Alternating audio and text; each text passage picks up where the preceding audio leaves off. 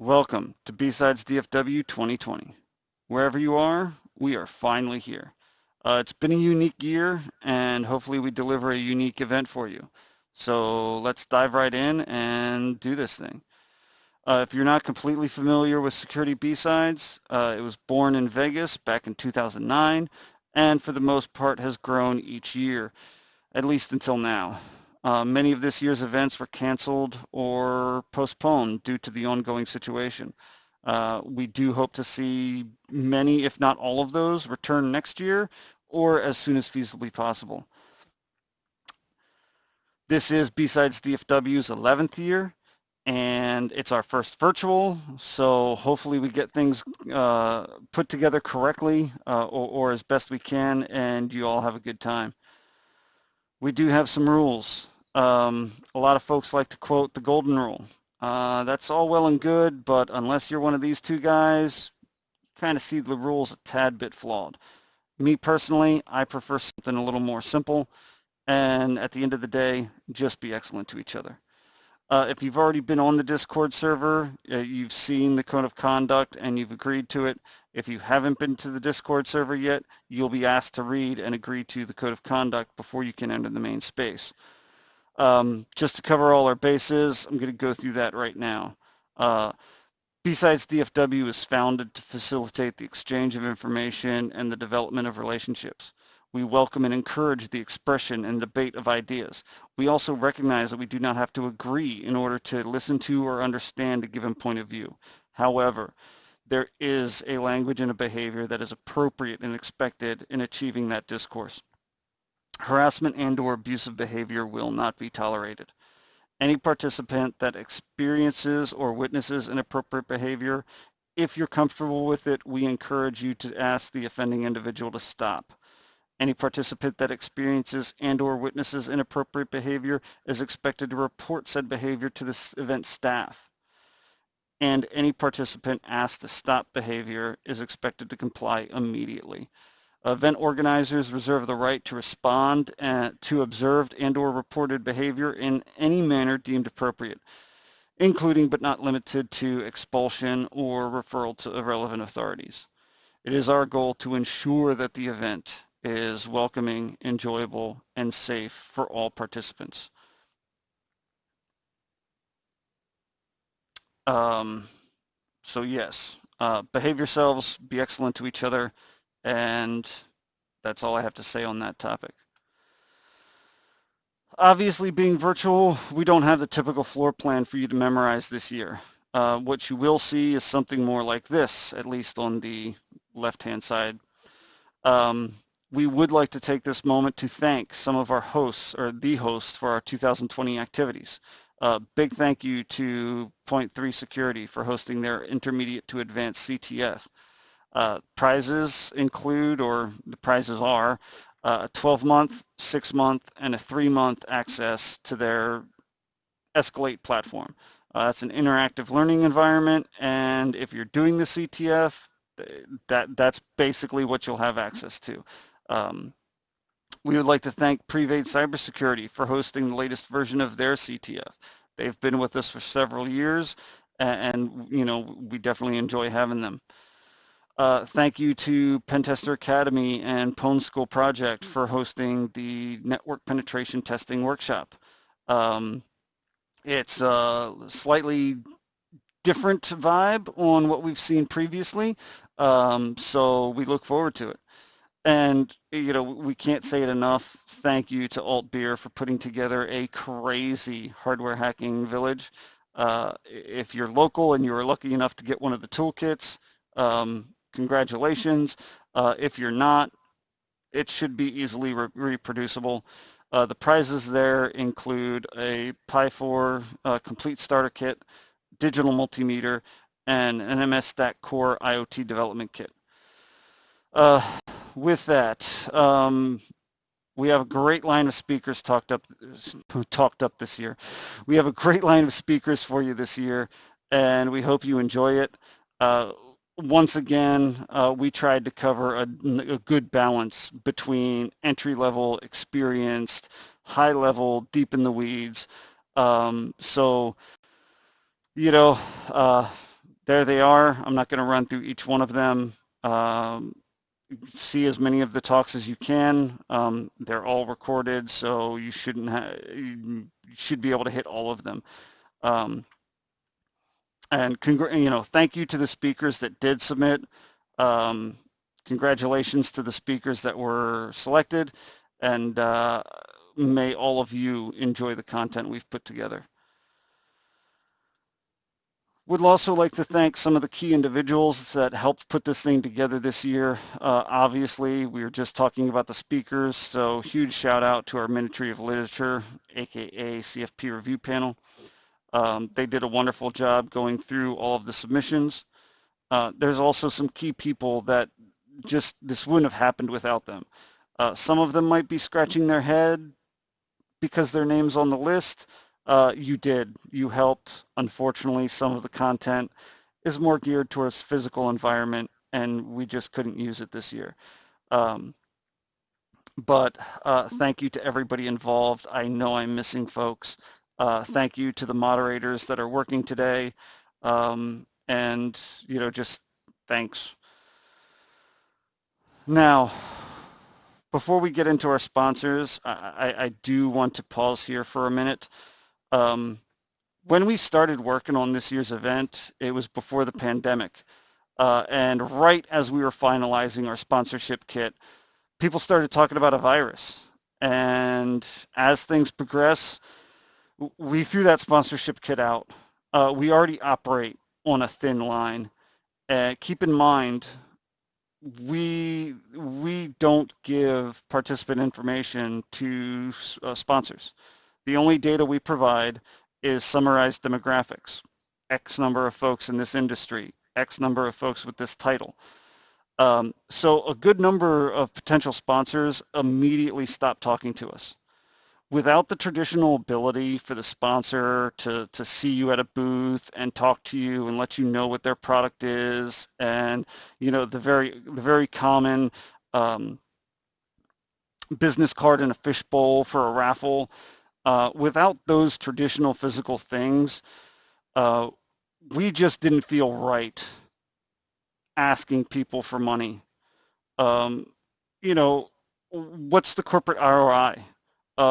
Unfortunately, it's a reality. Name placement is limited. We're not doing shirts this year. What can we genuinely offer as we move to a virtual event? As we started adding up the estimated costs, or more accurately, the massive lack of costs, we simply felt even worse about going around and asking people for money. So the very short list of sponsors that I'm about to go through, that's based on folks that reached out to us. These are folks that genuinely want to be here, participate, and give back to the community. So with that said, we changed our focus, and we focused on the things that had interactive content. So please give the sponsors a visit today. Tell them thank you and that you appreciate their support and the involvement in the community.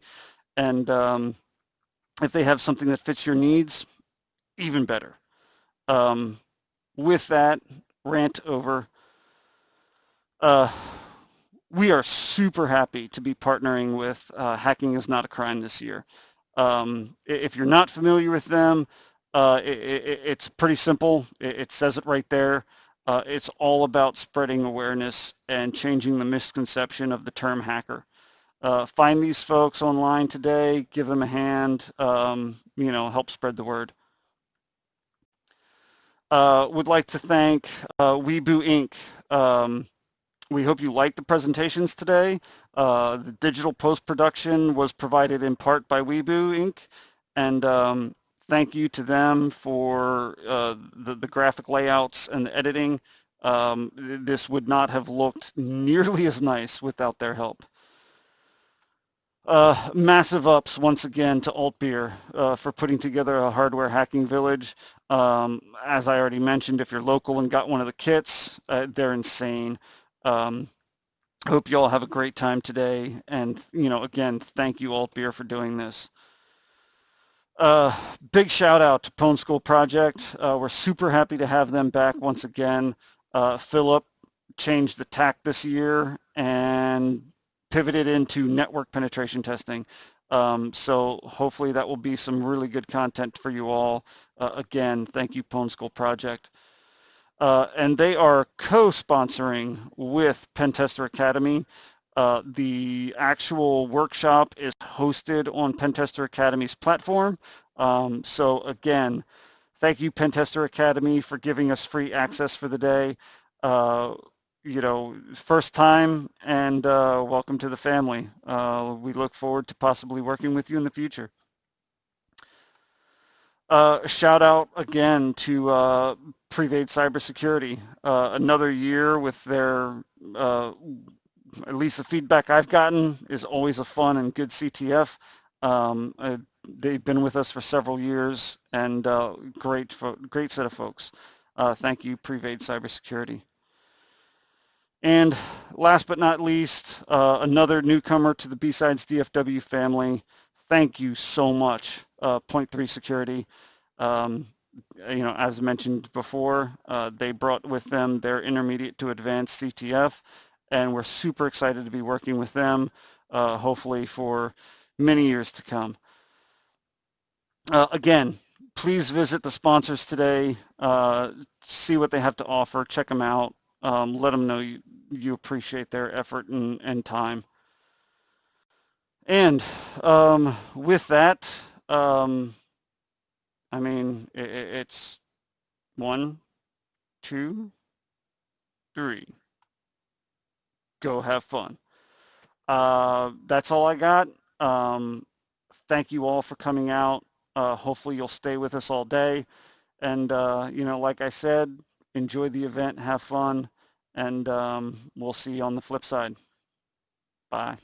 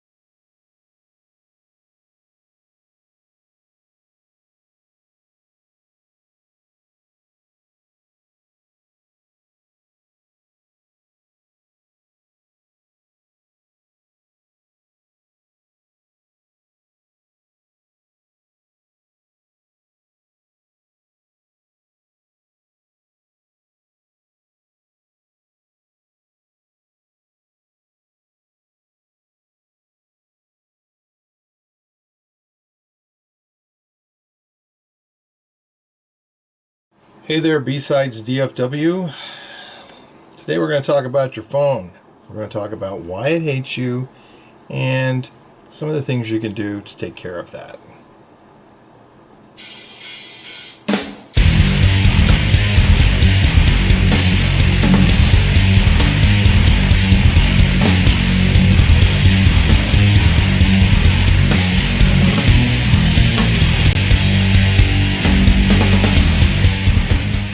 Greetings. My name is Mark. I am a security researcher. I have been a security researcher for 21 years professionally. I've also been before that an avid, what you'd call enthusiast or amateur. In essence, I've been a hacker since before a lot of you were probably even born. And with that comes a very healthy dose of paranoia. Hence this talk. Now, the mobile phone is both wonderful and evil. Now, over the years, I've collected a good number of them. A few of them are pictured here. I've taken them apart. I've hacked them. I've reverse engineered apps. I've performed man-in-the-middle attacks against their traffic. And I have come to the conclusion that while you might care about security and privacy, well, your phone doesn't. It hates you. Okay, maybe it doesn't hate you, but its indifference and betrayal that it shows, the modern phone, it just makes it border on evil, for sure. Anyway, what we're going to do is I'm going to talk about this, and to do that, I need to divide things up into different categories. So we're first going to talk about hardware issues, and then we're going to cover software issues. Then after that, we will get into some solutions, and we'll get into some mitigation, and in areas where there's really not some mitigation, we'll kind of cover it with, we'll label that OPSEC for now, and see how that works out.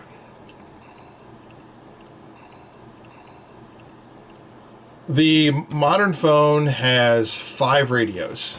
4 of them are transmittable. 4 of them can transmit, and 1 of them is basically receive only. The 4 that can transmit, they can potentially betray you. The ability to do so can vary. We're going to cover all 5 of them, though. We're going to start with the one that is receive only, that cannot transmit, and that's the GPS radio. GPS is basically, it's receive only. GPS stands for Global Positioning System, and that's basically used for doing location services. It helps you locate where you're at. There are 24 satellites required for this to work. These satellites are orbiting at 20,000 kilometers, or roughly 12,500 miles above the Earth. They complete their orbits twice per day. 24 is the minimum. I think right now there's like 31 of them, so there's some redundancy there in place. But for this whole GPS thing to actually work, you need to do communication with 4 of these. So you need to acquire the signal from 4 different satellites. Now, on a modern phone, this can take up to 15 minutes depending upon certain conditions, which is, that can be kind of bad. So anyway, the idea there is that if you can get the 4, great, now you're able to roughly approximate where you are on the planet.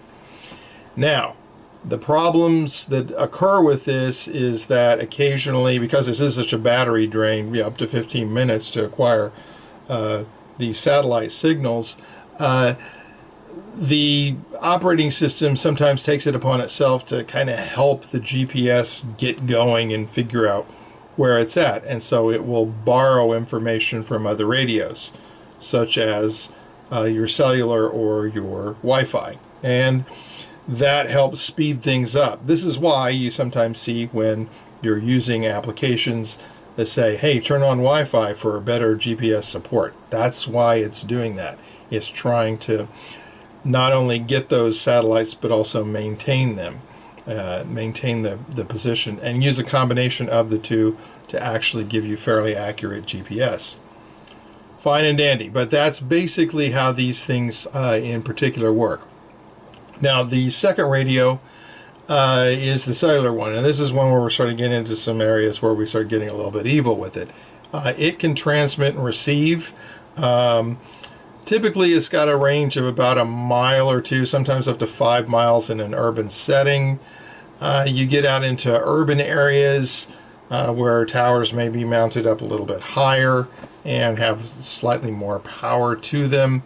And you can get, with line of sight and good conditions, you can potentially in these rural areas get up to 20 miles, although that's kind of a bit unusual. But nonetheless, in the city, they have multiple towers in urban areas, and so what happens is then as you're moving through town, it will acquire new cell tower signals. Older ones will go away as you're moving through it. That's how you're able to be on the phone while you're driving around town, or on your either on a phone call or doing something with data. So that's how that works. Now, the thing that's interesting about those, how they end up betraying you, is because these towers, they gather information about the phone that identifies it as unique. One of the things they gather is the International Mobile Subscriber Identity Number, the IMSI or IMSI. And you may have heard of things like IMSI catchers and things like this. What these are IMSI numbers. These are unique numbers that are associated with your phone number. They're put on the SIM that you plug into your card. And so with this, someone could potentially figure out by tracking your IMSI where you're physically located or where you've been at one point or another. And this is like how repressive governments, they'll fly drones around with these IMSI catchers, or helicopters or airplanes, or even those infamous unmarked vans. And with that, what'll happen is they will gather data about, like, say, they can, who's there in a crowd that's gathered outside some building where they're protesting or something like that. IMSI catcher, they get everybody's info and they know who everyone was that was there or happened to be walking by at the time. That kind of thing. So and even if they can't, if we're not using an IMSI catcher, they can of course go and get the records from the towers themselves and from the phone companies, and they can do that with a subpoena, and they can still track your movements that way. Now the thing is, though, there's a second number that's called the IMEI, or the International Mobile Equipment Identity. Now this is a value that's a number that's burned into a chip on your phone. So it's basically in there as a permanent identifier that's unique. Now with this, you can still do the same level of tracking on cell towers.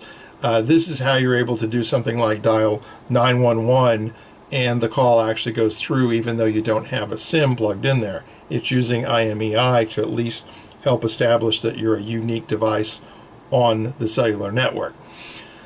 Okay, so with that, you can still be tracked and whatnot. So you have to keep that in mind. If you pull the SIM out, you're still going to potentially be tracked by that.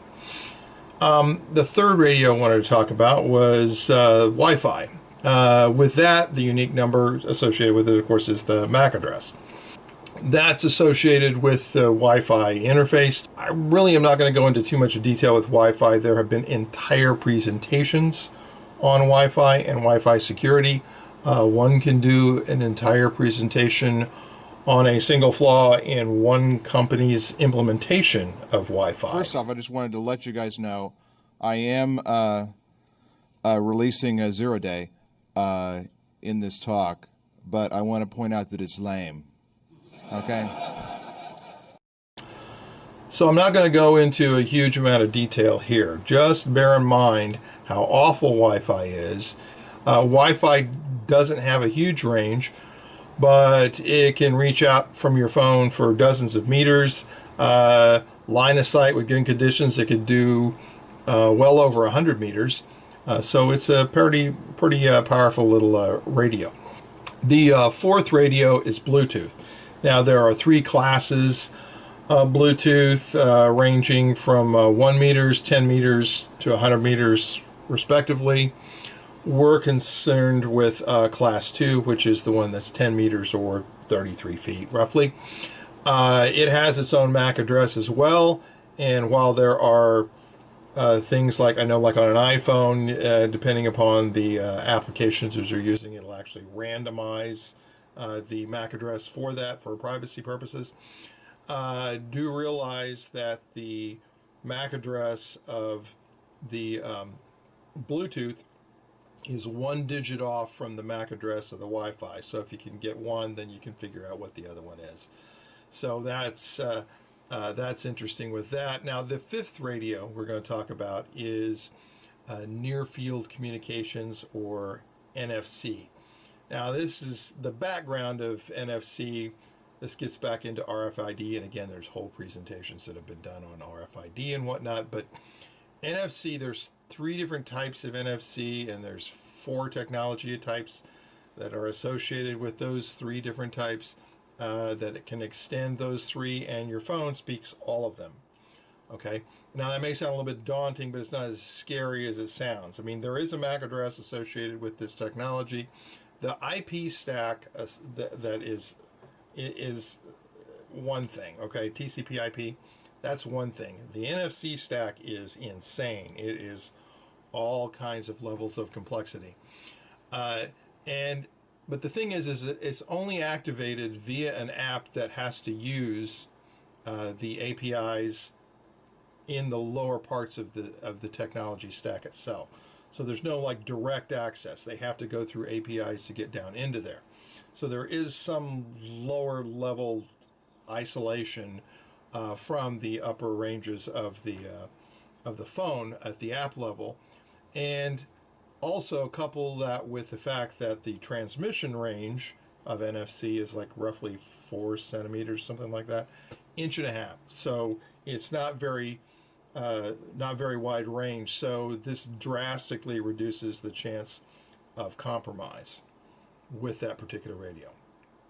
Now, from a hardware standpoint, with 4 or 5 radios capable of transmitting, one can safely state that if the phone has power, it's traceable. And it is widely believed that even if the battery in the phone is still there with power in it, but the phone is powered off, it is still traceable even then.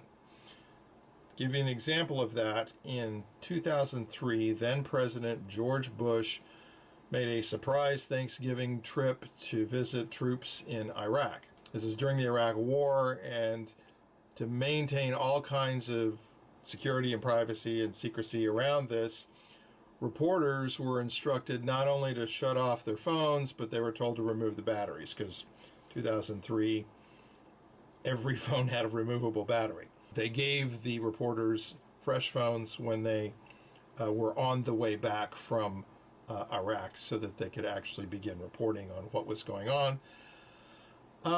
Now, this level of phone spying is probably only going to apply to nation-state attackers, but it is a possibility.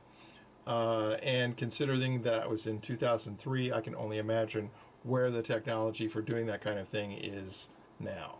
So if you're thinking, oh, I've got to stay away from the nation-state actors, they're going to be the ones that are coming after me, well, then there you go.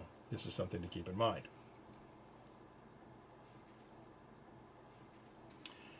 As far as software goes, there are a few things to keep in mind. Each operating system, either Android or iOS, will perform various queries back and forth to the respective homes.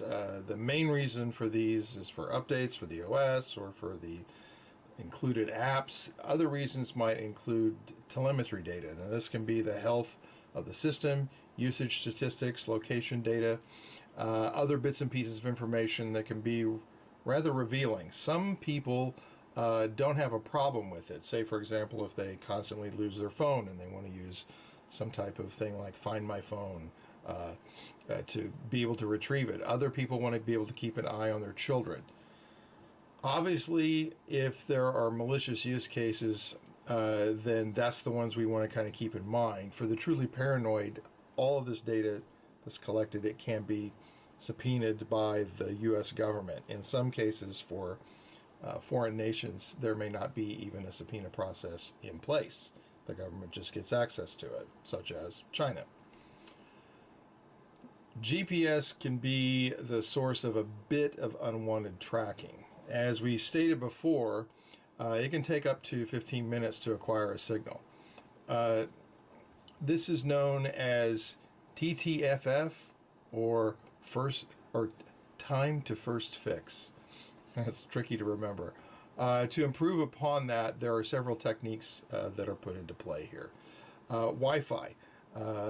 Using information about the surrounding available Wi-Fi networks, such as collecting network names, associated MAC addresses, etc. A database can be accessed by the phone that helps establish location using what it sees versus what's in the database. Google's infamous Street View surveys have been collecting this data during street mapping for years now. Now, of course, this all depends upon the Wi-Fi radio being on. This is kind of tricky to say, cell site multilateralization, which is a fancy term for using data from available cell sites to approximate your location. And obviously that depends on your cellular radio being on. There's also something called AGPS. The A stands for assisted or augmented. Mainly it stands for assisted in the stuff I've seen written up on it. It does require access to servers for AGPS to work. And also this is interesting, depending upon local tariffs in your country, data plan, etc., this does count against your data plan if you're not connected to a Wi-Fi network, for example. AGPS has been known to be invoked even if the cellular radio has not been turned on, which is interesting in itself. Most modern phones will use a combination of all of the above. They'll use just regular GPS, Wi-Fi, cell sites, and even AGPS, and use those to actually put together exact location data. One more protocol to keep in mind is AML. This is Advanced Mobile Location. And what this is for, conceptually is roughly the same as AGPS, but what this is for is when you dial emergency services. Instead of like AGPS querying internet-based servers, it will turn on location services long enough to get GPS coordinates from whatever it can and then send them via an SMS message to emergency services. Now the standard is called AML, but if you see a reference to ELS or Emergency Location Service, that's Google's name for it. So you may see that pop up with Android-related stuff, but it is the exact same thing. The thing is just remember that anytime there is a query to Wi-Fi or cellular, there's potential logging and an increase to your overall digital footprint. Apps on the phone, those, however, are absolutely the worst, as most protocols used by apps are web protocols. Apps are basically glorified web browsers without the built-in features, plugins, and extensions that one normally might use to protect a normal web browser. Now, apps are typically written in a language referred to as cut and paste, which is basically a lot of coding choices made by Googling a particular problem or situation that a coder is encountering and then just using whatever's popular, whether that choice is recent or secure or not.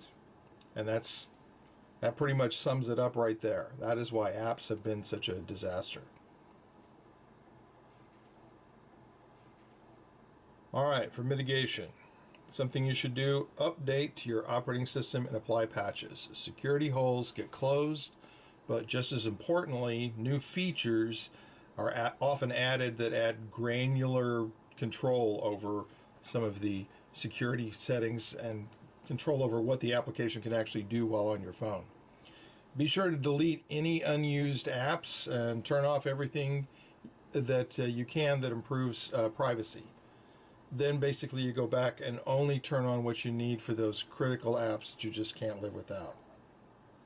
If you're not using Wi-Fi or Bluetooth, turn them off. Turn them on when you need to. If you're worried about background apps eating up your data plan while Wi-Fi is off, you can adjust those apps to make sure that they only try to talk to the internet when Wi-Fi is on and they don't go against your data plan. You simply just turn things on when needed. And I would say also with GPS and NFC radios, I wouldn't worry as much, even though you can't be turned off. But the thing is as long as you're not using an app that invokes their use, you're not going to be activating the radios.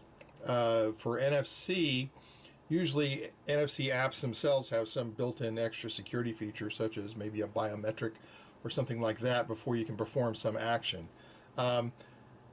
There's also things like, I know that like with Android 10, they recently introduced secure NFS, which means the NFS radio cannot be activated, even though you may have the application active and open, but it cannot be activated with the screen lock on. So that's something that you may want to turn on just for a little bit of added safety. Once you've figured out which apps you can't live without, you may want to take a slightly deeper dive into those particular apps that have made it onto your list. And, basically, after you've done some tweaking on the privacy controls, I'll cover my testing setup first, and then I'll go through the steps. And then I also want to talk about a few business-related apps that I've looked at. For testing, I have my GitLab issued, because my employer's GitLab, my GitLab issued Dell Precision 5530. I have it upgraded to run Ubuntu 2004, mainly because of the drivers. The drivers work really well with pretty much everything that I plug into the laptop. It's wonderful. One of the things I plug in is an Anchor USB-C hub, and this has a whole bunch of different things that you can connect up to it, but the thing that I'm using it for in this test environment is it has Ethernet, because the Dell doesn't come with an Ethernet jack. So I mainly use it for this 1 gigabit Ethernet in this situation. I have 3 phones that I use for doing my testing. That includes an iPhone 10, I have a Nexus 5 that is only running Android 8, so that's considered old and is about ready for retirement at this point. And it's going to be replaced with the Motorola Moto G7, which is currently running 9. I need to get it upgraded, and then once that's all upgraded to at least 10, then I'm going to be retiring the Nexus from the pile of phones that are considered active, and it'll go into the deactivated pile. Software that I have loaded on the Linux system, I have an assortment of ADB related tools, so I can manipulate the Android phone. Because you can get apps in downloadable form for Android, and they are basically a big zip file that's in a specific format. I use a decompiler for that. The one I use right now is called JADX, JADX. I think I'm pronouncing that roughly correctly. I also use Wireshark heavily, and I also use Man-in-the-Middle Proxy, which is a really, really fun product to play with. I do have a detailed blog post that covers all of the technical steps for getting network sniffing going, so you can check that out for specifics, and I'll make sure that there is a link available for that, so you can look that up and go through those steps. Here are the rough steps I perform. Number 1, set up the Linux sniffing station, and I connect up the phone to a hotspot that I launch on the Linux system. I fire up Wireshark. I get a baseline by sniffing off of the hotspot interface, And I just do that without the app. I just get a baseline so I kind of know what the OS is doing and get familiar with the traffic. Then I launch the app and use it to get an idea of what the traffic looks like when the thing's in use. And in particular, at that point, I usually note all the DNS lookups that are occurring, because there will be some that are from the app that have nothing to do, seemingly, with the app. And those you want to kind of explore and say, hey, why is it talking to this other website and things like that. I do those steps with both iOS and Android. Now, like I said, since you can download the APK file of the Android version and go through and decompile the thing, once I get it back into its Java source code state, I can poke around and look at things. The things that I end up looking for, there's a list of those as well. I look for all the included packages that happen to be there.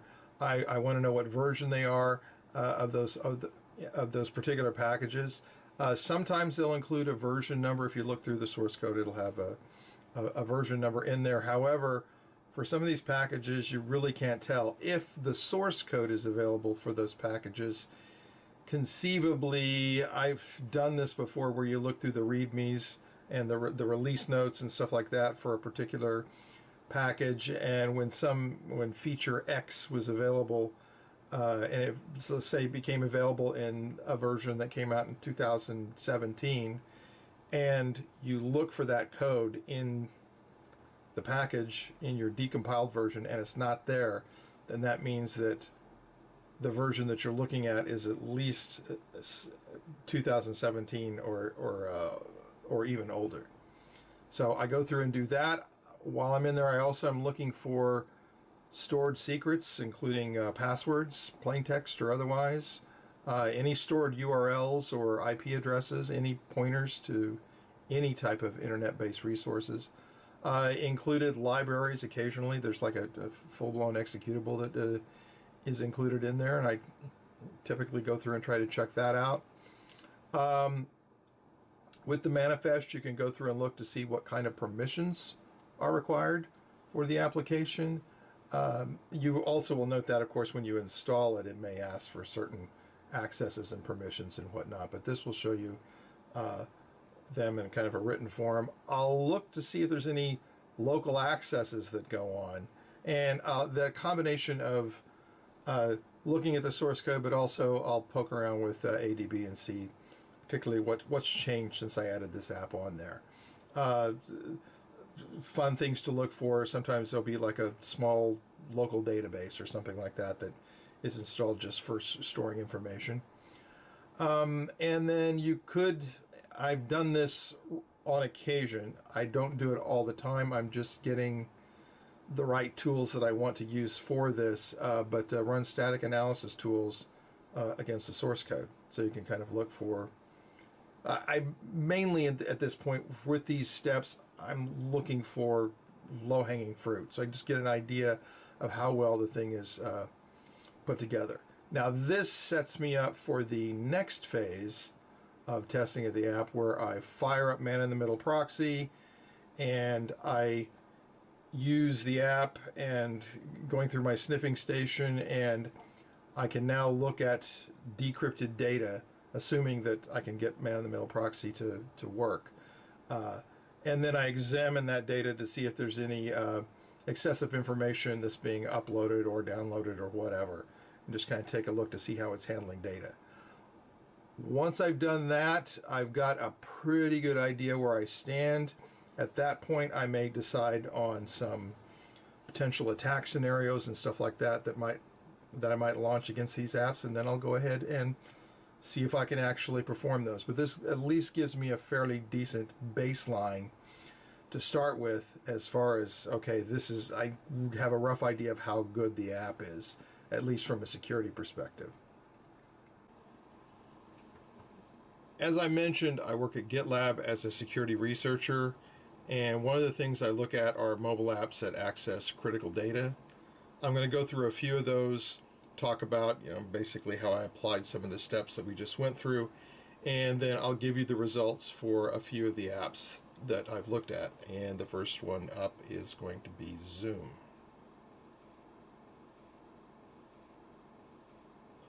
Okay, we're taking a look at the Zoom application. What version that I looked at, which was 5.2. This was after 4. Whatever it was that at the beginning of the pandemic, everyone was freaking out. There was a lot of research being done.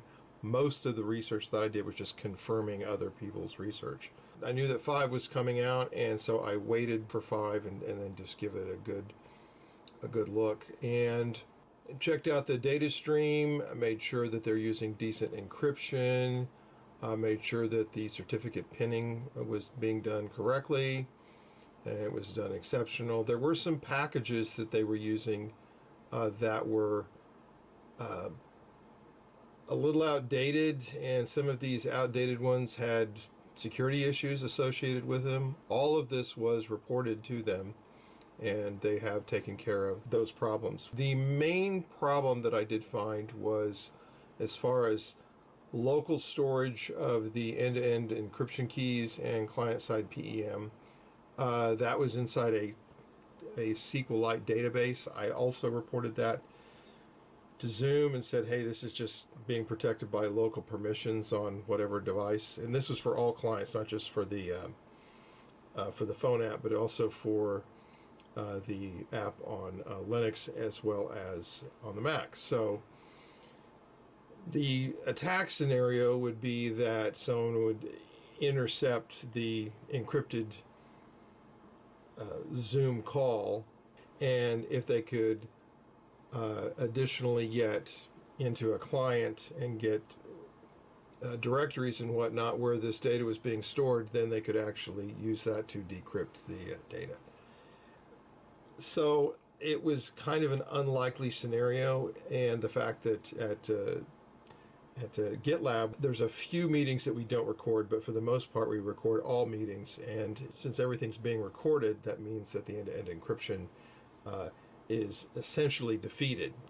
But all that was reported to them. They are going through, and they're going to actually, in the future, I don't think they've done it yet, but those keys are going to be stored on secure hardware, on chips, on computers, and on mobile devices.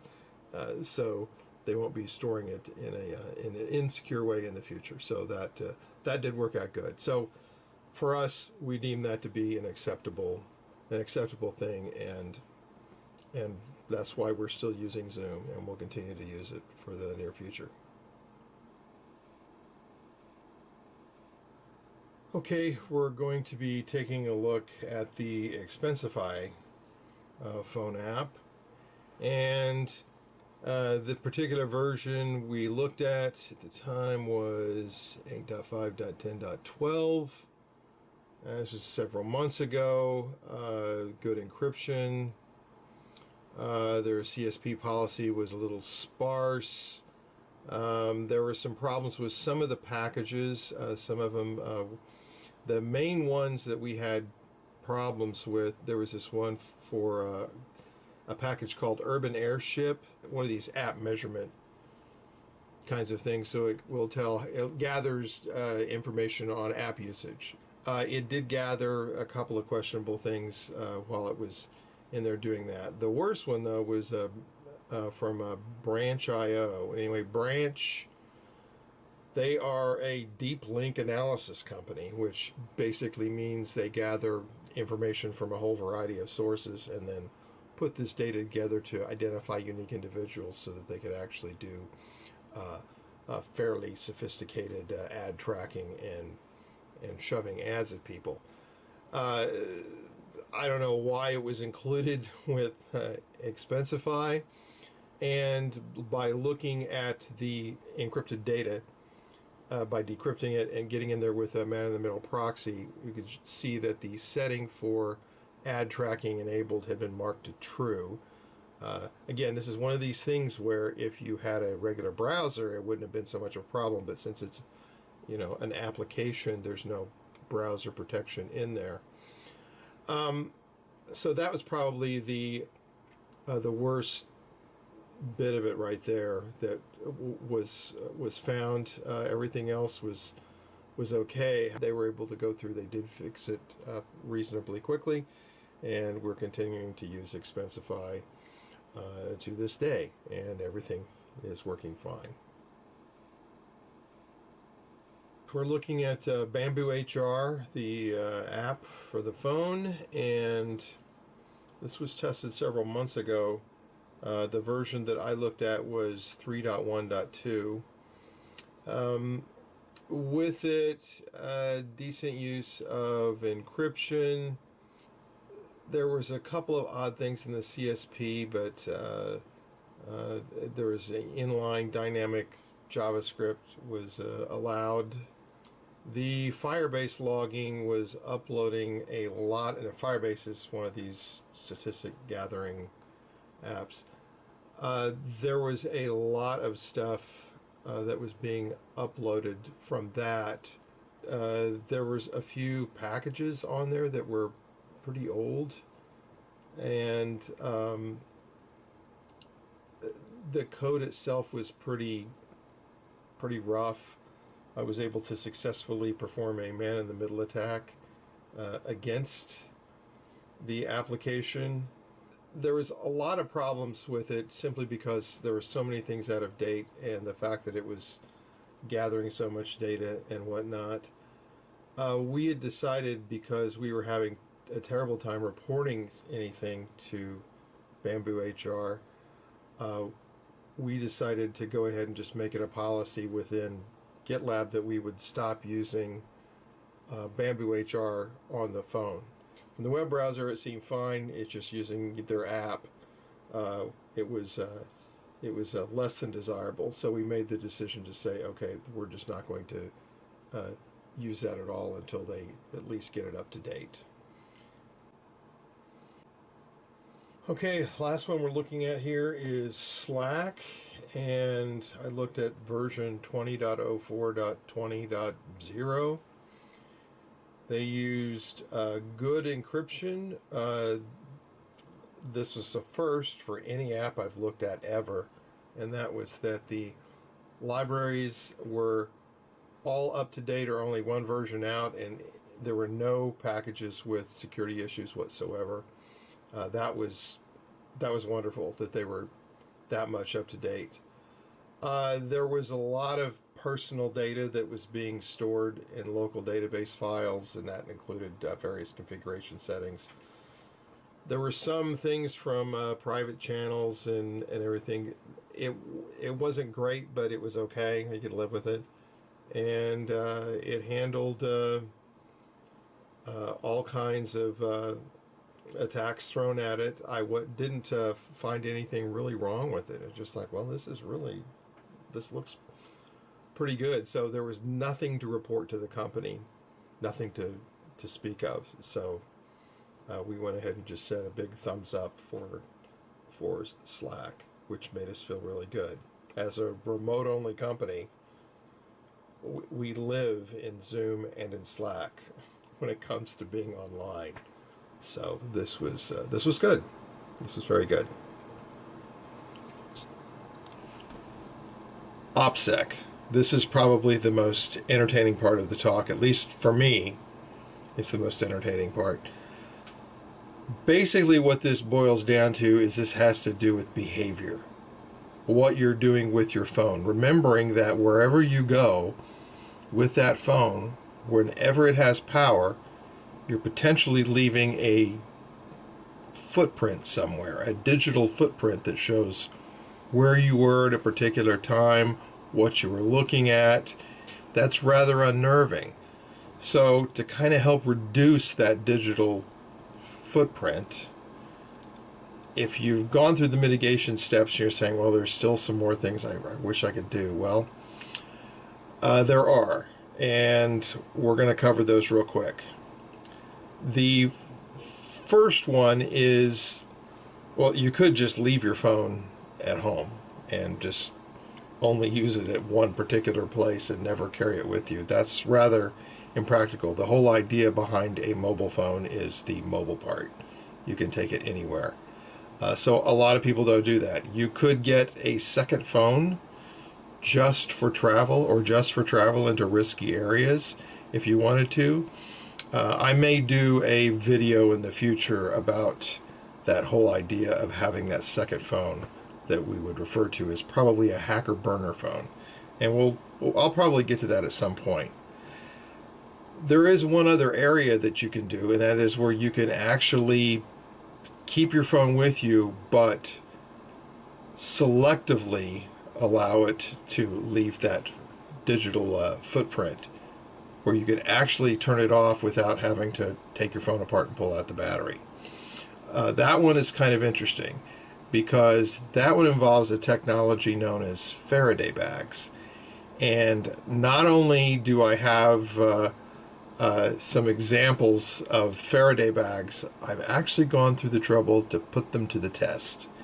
And I put them to the test out in the real world.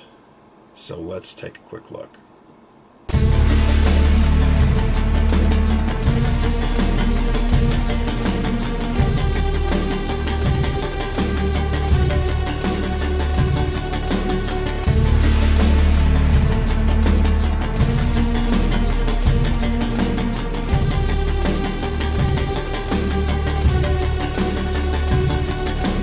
Right now I'm looking for a spot to do some testing of Faraday bags. Now, Faraday bags come in different shapes and sizes. I've just got some sample ones here. I mean, they make some that are big enough to put laptops in and whatnot. I don't need that. I need something fairly simple, just to hold a cell phone. I've got 3 different versions. This one's from a company called OnEver. I don't know, it's OneVer. I'm assuming it's OnEver. I have no idea. But anyway, this is a kind of a cheap one. And then kind of a mid-range price one is this guy. This is from Mission Darkness, and this is got a bunch of extra features on it. And then I have this one. This is from Silent Pocket. And this is the most expensive one, and we're going to see whether it makes any difference whether you spend the extra money or not. On the inside, they look exactly the same. They have the same type of material and whatnot. I believe at least 2 of them, I think the Silent Pocket and the Mission Darkness ones, I think what they have is a lining inside them that's supposed to be Mill Standard 188-125, and they, particularly Mission Darkness, uses that as a selling point, saying we meet government standards. Well, that's one standard, and that's for high altitude EMP attacks, that your electronics will be safe from that. I'm not concerned about that. I'm concerned about whether it actually blocks phone signals and whatnot. I did some rudimentary testing early on when I first got the bags, and they seemed to work okay, but what I'm going to do now is an actual fairly thorough test of them to make sure they actually work. All right, first up is the OnEver Faraday bag. I'll put my phone in here.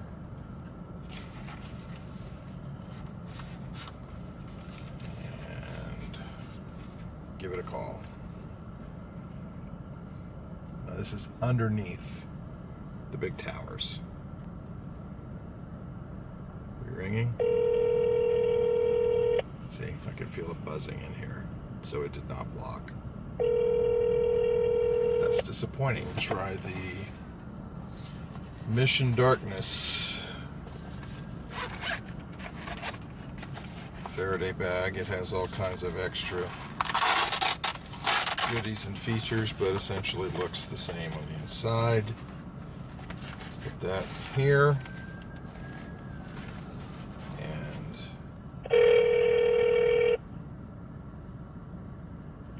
okay, this one is actually blocking. It's not buzzing in here. I can't feel it buzzing. So this one works. Okay. The last one is the Silent Pocket.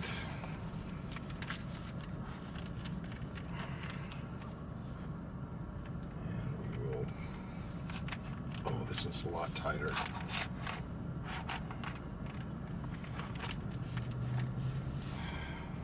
All right, fire away. Hey, it's me. Go ahead and leave a message. Thanks. All right, that went straight to voicemail. Very good. All right, so that worked. So we know the cheap one is the one that did not perform very well. Okay, let's go ahead. It's in the on ever. Let's go ahead and try it out here with 2 bars.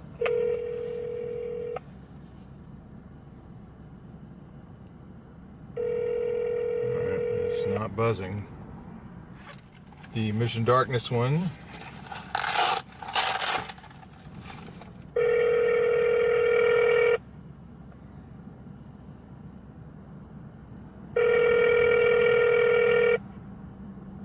It's not buzzing, so that's good.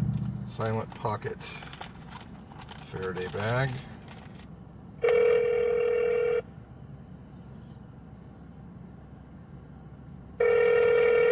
Yep, nothing, not buzzing at all. 3 good responses when we're away from a tower. The one that seems to do the worst, though, is the on ever, which does not block when you're right under a tower. And that's not surprising considering this is the actual cheapest one. So there we go. One other interesting thing for OPSEC that I wanted to talk about, and that is understand how insidious the devices are out there that can record you. Okay, you have such things as Bluetooth beacons that can be in brick and mortar locations. These Bluetooth beacons can not only do things such as pop up ads on your phone if you had Bluetooth on, but if you had the phone in your pocket and had the Bluetooth active on it at the same time, beacon can pick that up and then phone home with it. And if you're one of those deep leak analysis firms that's using this data and gathering it and coupling it with other data, all of a sudden you're at the mall, you walk into a luggage store, you walk back out, you didn't even get your phone out the entire time, you leave the mall, you come home, next thing you know you're getting ads on your computer for luggage from that luggage store. Another one is cell phone towers. Now this one's really weird. It is not unusual to, I mean, you've seen them up on the top of other structures. I've seen them on water towers. I've seen them on the sides of buildings designed to look like a part of the architecture. But I've also seen them where they've been actually inserted into church steeples. And not too far from my home, there is actually a giant tree that's not a tree. It looks like a tree, sort of.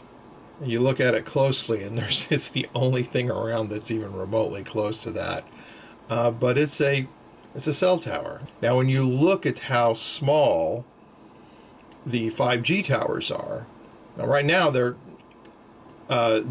barely noticeable because it's just like a telephone pole without any wires attached to it. They have to have a whole lot more of them in a smaller space because of the fact that they don't have as near strong of a signal because the frequency is much tighter. I wanted to thank BSidesDFW for having me talk to you all. This has been a lot of fun. Hopefully you really enjoyed this kind of talk where it's not just me and slides. It's actually just a little bit more visually interesting, hopefully. Anyway, thank you very much.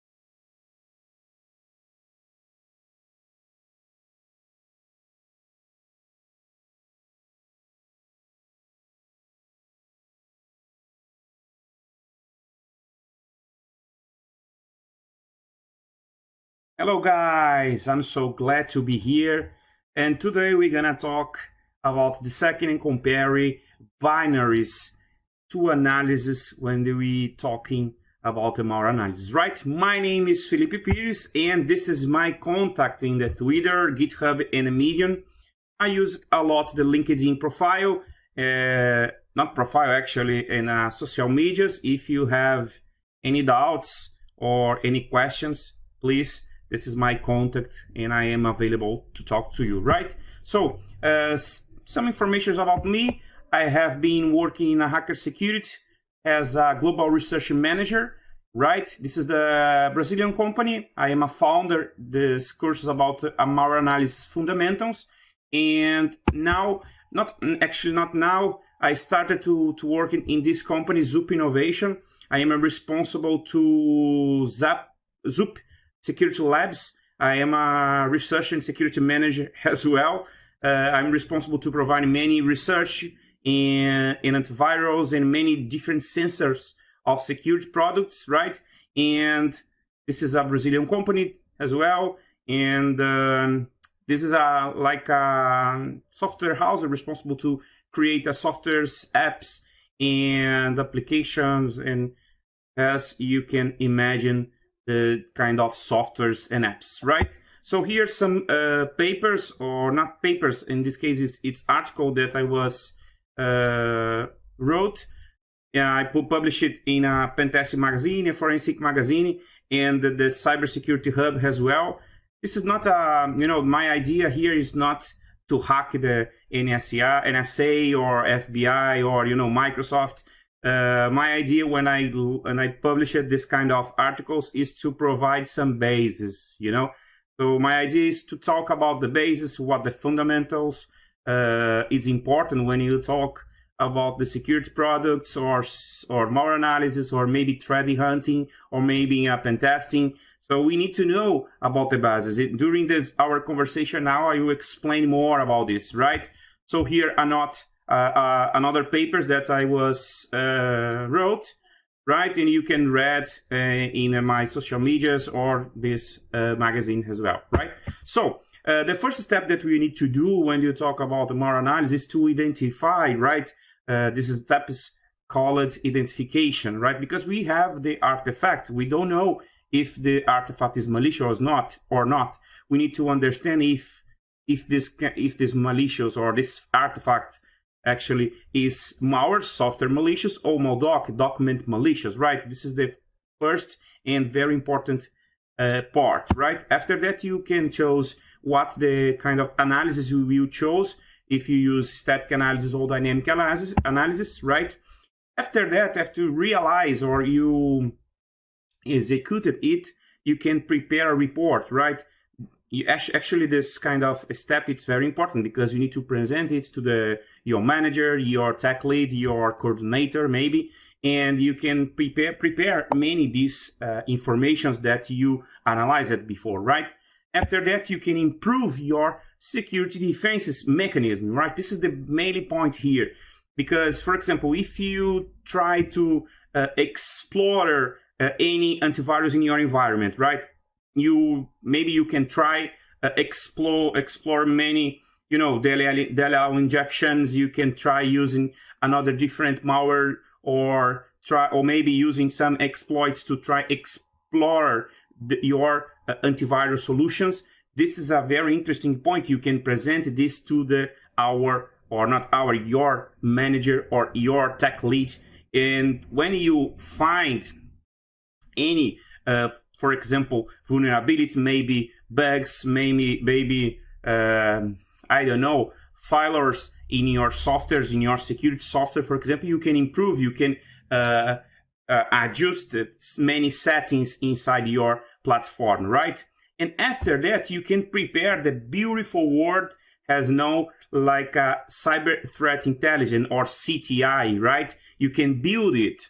You can build this kind of intelligence in your company. I know maybe you don't have a big company, you have a small company, but you can work with, for example, IOCs, indicator of compromise, or maybe you can work with maybe EOA or EOA. It's like an indicator of attack, and you can build it, right? This is the mainly point when we talk about the malware analysis, because, you know, when you mention malware analysis, maybe the people that was watching me now maybe are thinking, for example, okay, if I have this kind of knowledge, maybe I can work in a SOC or maybe in a support, but you can receive this kind of knowledge and you can improve it. You can work, for example, a threat hunting or threat hunter, a person that realize or execute this kind of work, right? Or you can maybe do this research as me, for example, because I am creating this in my my company now, and in HackerSec and Zoop Innovation as well. And my idea to put this kind of professional guy, this is the malware hunter, in a top of the tower, right? The idea is to put in the research guy in the top of the tower. This is my idea, you know, because when you talk, for example, with many companies in the world, for example, this kind of person or this you know, this is a skill is, it's not clear if this guy's working with a SOC, with a SASAR, for example, in CSIRT, or maybe in a support team, or maybe in a red team or blue team. You know, it's maybe a confusion in many companies. So this is my idea to put in the top of tower, because this guy have a defensive, you know, essence, but the mind, it's totally offensive. That's my idea, right? And after that, you can create the strengthening, yes, your cyber resilience, because the threats are changing all the time, right? This is maybe not a life cycle of the malware analysis, but it's a suggestion, right? It's one idea, you know. That's my suggestion for you, right? So the first step is static analysis. It's very simple. Usually this is the first step used by malware analysts, yes, because this is usually, it's described of the process of the some programs, maybe the structure, or maybe what the function is called by any DLL, or maybe called by any a library. For example, if you are analyzing, for example, a Unix platform, right? And usually this program itself, it doesn't run at this time, right? Because of course it's depending of the program that you can, for example, use in your analysis, but usually it's more safe, right? Because it's not 100% safe, but usually it's more safe because you not put in real time, right? The analysis, it's not in real time. That's a simple point here when you talk about the statistic analysis, right? The second step is dynamic analysis, just to explain for everyone that was watching now, right? The dynamic analysis is based as just in behavior, right? Basically, it's the interactions that the malware has with the files inside the system's operation, or maybe what the document, maybe this file can call it. But usually you put in the sample inside of the virtual machine, one environment controlled, right? You run the sample inside this environment and you can analyze this behavior, right? So usually you can automatize many this kind of analysis, right? Because you can, today you have many websites with antivirus engines to try execute your suspicious files, right? And you can create, you can use it as well, another concept called sandbox. This is basically it's a controlled environment that you can put your sample inside this product. For example, you can run and you can look in the all DLLs, and many informations are called. But the big point, the very important thing here is, okay, I put my sample inside this sandbox, but what the response, what the answer are receiving in report, I can understand what the DLL are called, because I understand very well in low level, in the kernel level or the user level, you know, I can understand this because, you know, I have the automatization tool, but I need to interpreter. I need to translate, not translate, but you need to understand what this report is talking, you know. That's very important thing. Because of this, that's my mission now here, to try explain some bases for you, right? So, okay, so here I have a demo I will show in my machine, by the way. Okay, so I will try put here, I will pray to the, you know, to the lords of demo to try. Let me check here. I have here some samples, right? I have, by the way, here file Linux 32. Yes, this is a simple executable file, right? So if I check here another in a wheel machine, let me check here what I have here. A simple file. Okay, let me check here. If I use file command, I can find here in this case, it's a portable executable from Windows, from Microsoft, right? So you have different files here to understand if it's malicious or not. Let me check here. I have another different here. Let me check here. I have a bill. Let me check here. Bill file. Bill. This is a PDF file, right? It's a PDF file. Okay. So, but here I would like to try explain about the basis, right? Because we're gonna talk about file command, right? I don't know if you read something about this, but what means file in this case?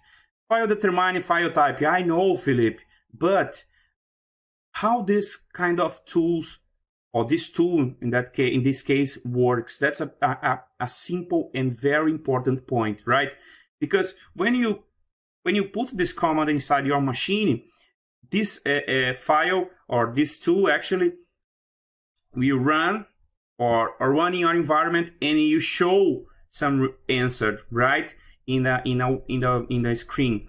But how this tools works, that's important, because if you read here, you can read here. The magic tests are used to check for files, each data in particular fixed format.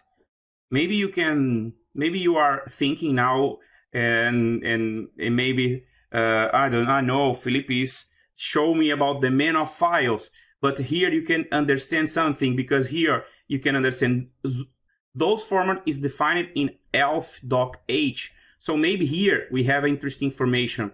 If you let me, for example, if you check here, for example, if I put here, for example, no, you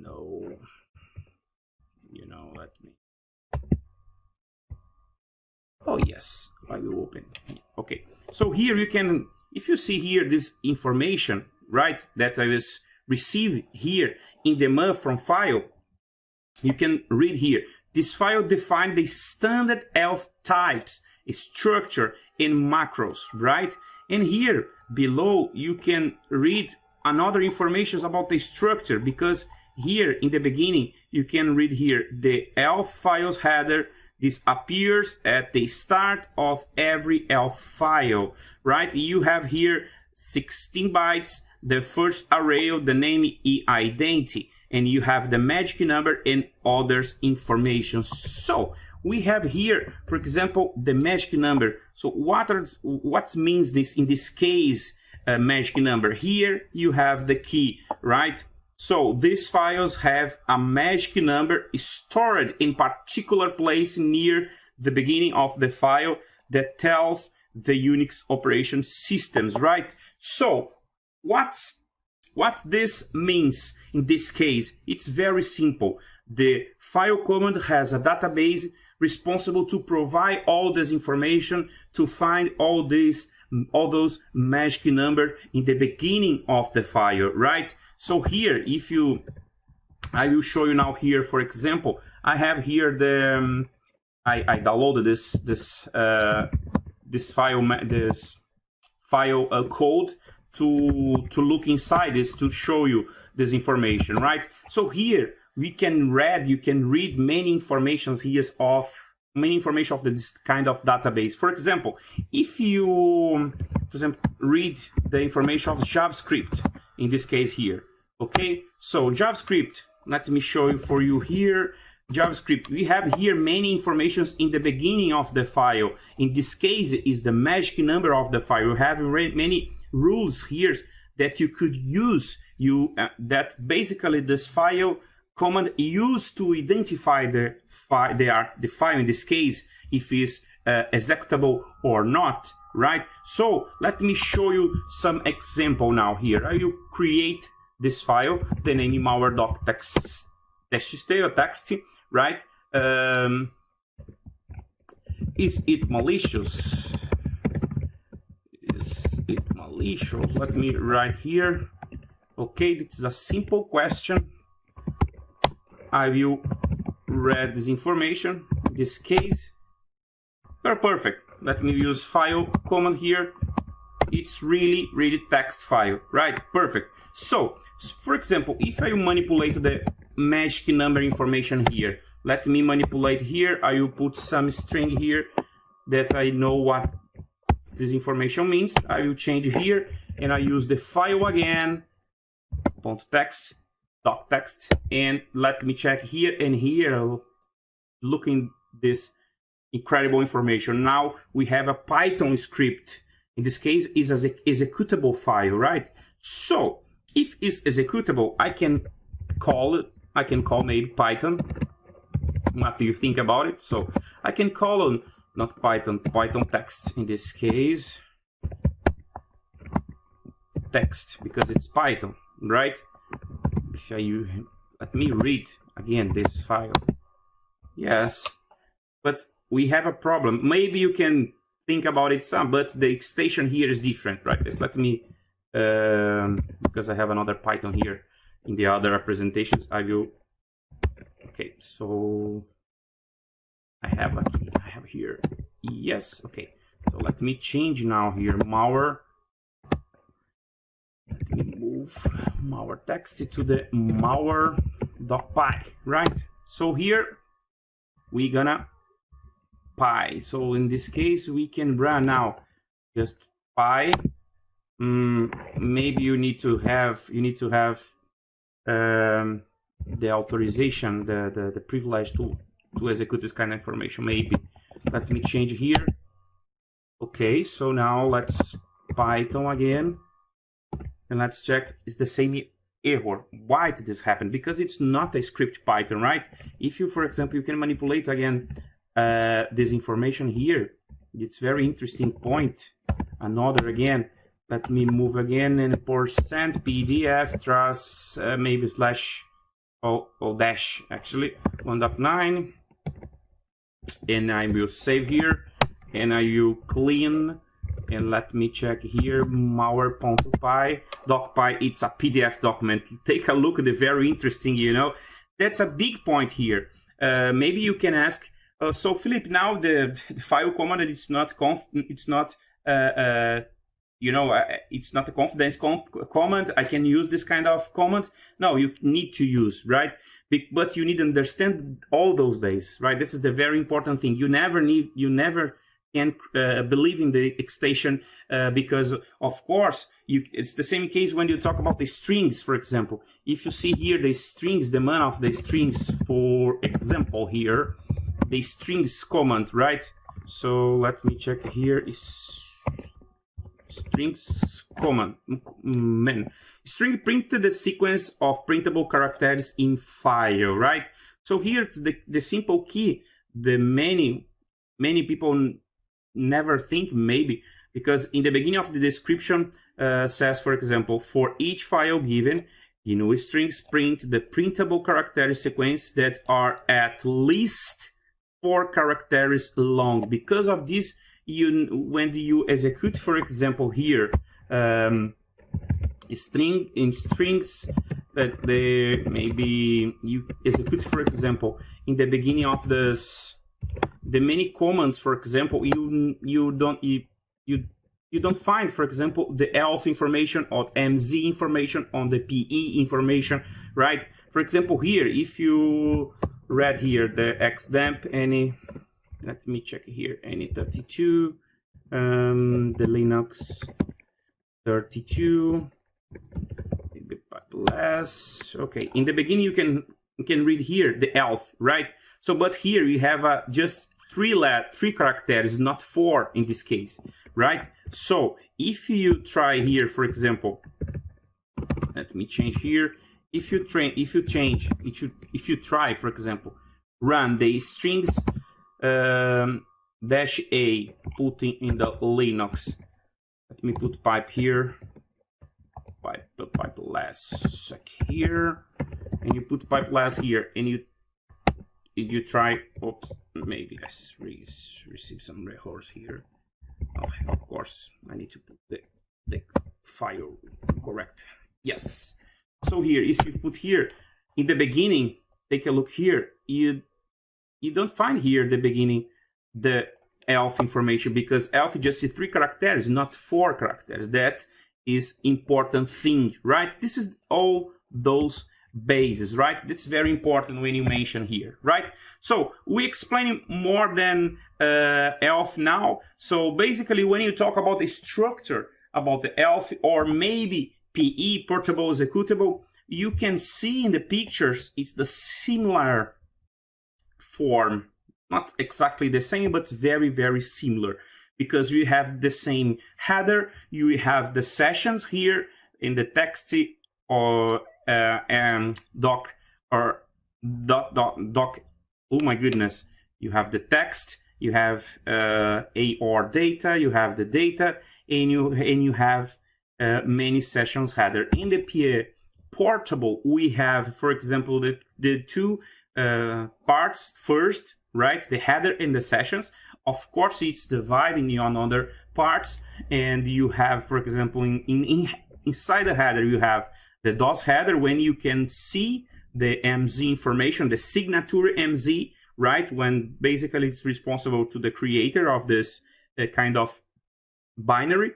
And you have here the PE header, when you can find the PE signature, this information, and below you can see the sessions. Here is the information where usually the attacker can put your malicious code, usually inside this session, docs text, right?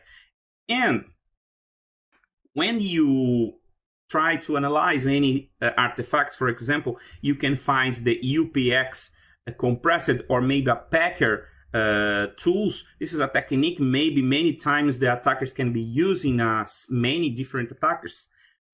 Usually the packer can encapsulate all the sessions inside the one of this packer basically, and you can, when you use some tools to try and find any information, you will find, for example, the packer information, right? You can see this information in the session, right? So okay, so we talk about the PE and ELF structure. Of course, it's very, very simple.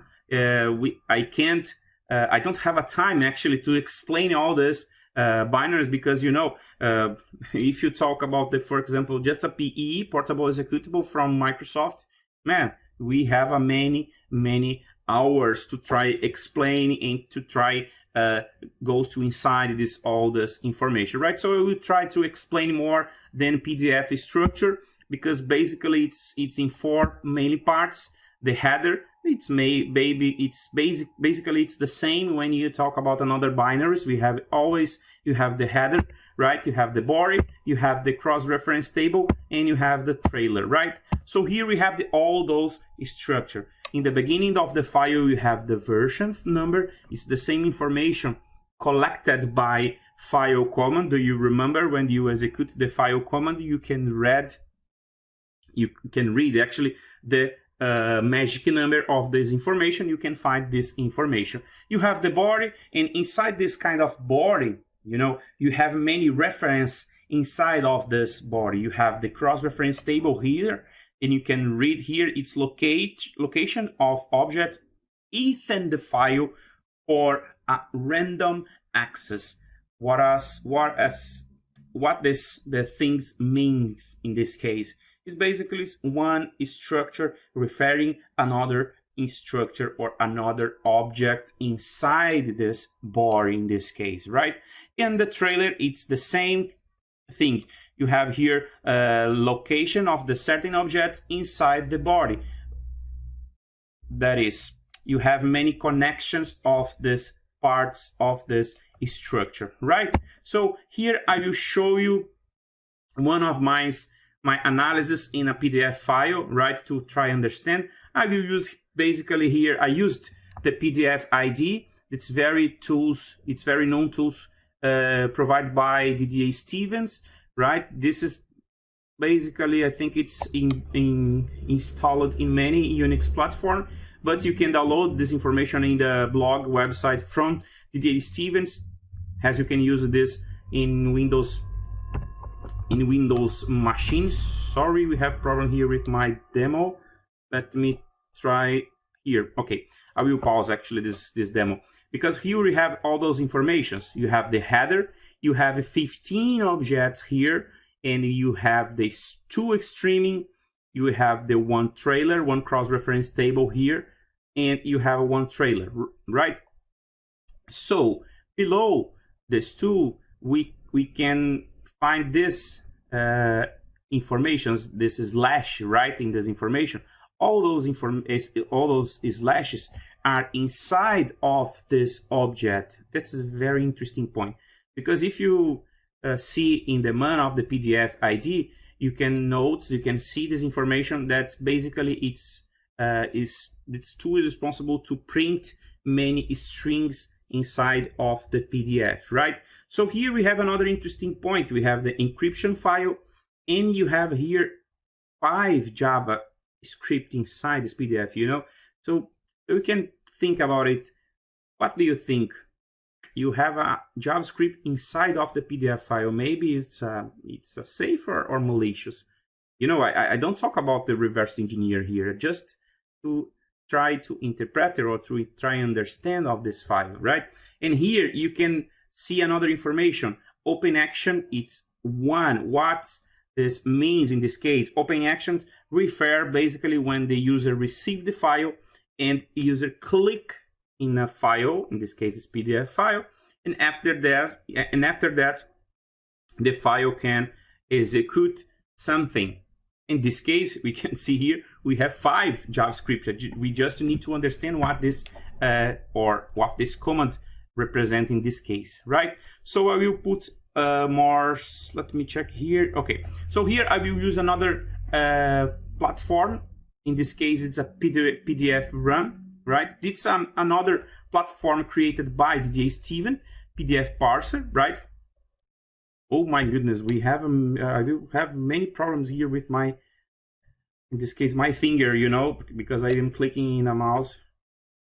But no, but now I will try to show you all those information in this case, right? Because I will pause the video to explain. As you can see here, this information, in the beginning, we can see the header, right? And here you can read the object 1. If you remember when I explained about the body, about the cross-reference table, all those parts of this PDF are connected one above another, right? So here, for example, you have the object 1 referring object 2, object 3, 4, 5, 6, and 7. But you know, and I know that we have 15 objects inside this file, right? So let's continue to try understand. Here we can see the, my goodness. Here we can see the JavaScript, but here we can't understand what this information means, right? So we need to try understand more. Here, as you can see, we have the open action, as you explained before to you, right? The open action, when the user click in this file will run someone or any JavaScript, but we don't know, right, what this JavaScript maybe call it, or maybe can call it, right? So let's continue to understand. We have object 1, and here I will put, okay, more above here. Object 4, we have another reference here. We have a reference 8 and reference 9, and we have 2 more referencing. right? So you can see here more connectivity in the many objects inside the PDF, right? So here another interesting thing, we have the object 7 connected or referencing by object 10. You know, we are growing up of this PDF file, right? And here, the object 9, we have the same case. We have the referencing the 4, because the 4 connected to the 9, and the 8, and the 11, right? So we can see many connections of the object inside this name of body, right? So here we have the object 10 connected to 12, and here we have one first interesting information. Object 11, we have the contain streaming. In this case, when this object has some strings, maybe you have a JavaScript inside this, or maybe you can have some exploit inside this. And you have this information flat decoded. It means these are streaming are obfuscated, are closed inside this flat decode. You need to decode this information, by the way. So here, another information is to have object 12, it's connected to 13. And if you compare here, this streaming, it's much bigger than another that we saw later, right? If you compare this streaming, it's very, very high. The size, it's very high, right? When you compare here. So maybe the idea is to try to looking all those informations inside this object, right? We have here the object 14 and here the 15 and finish the file, right? So the next steps is to try to look inside the object 13, right? So in this case, I will use another tool, PDF TK. In this case, this tool is not from DDA Stevens, by the way. So I will run the dump of this information, and this a key information, uncompress it, because I will uncompress all those information inside this PDF, right? Because you remember I run the PDF parser and I can read all those run information, and here I can uncompress, because I know inside of this streaming we have a flat decode information.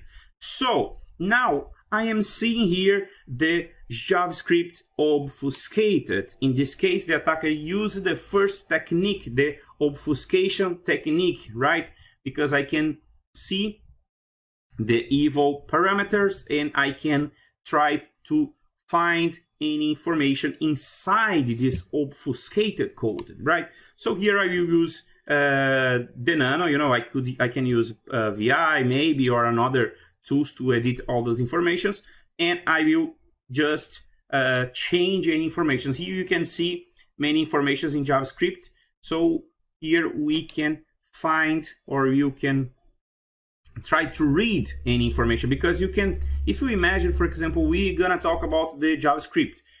JavaScript usually the following, it's a application, a web application page maybe. So because of this, I will try to disobfuscate this kind of code. So because I have here the parameter, I will use in the script HTML, I will use in the document right to try read any information inside of this code, right?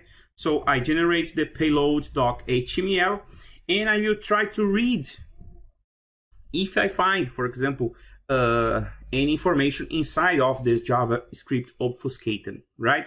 So basically, I will run now this code in a HTML page, and I'll take a look all the what's the the interesting information that we find here.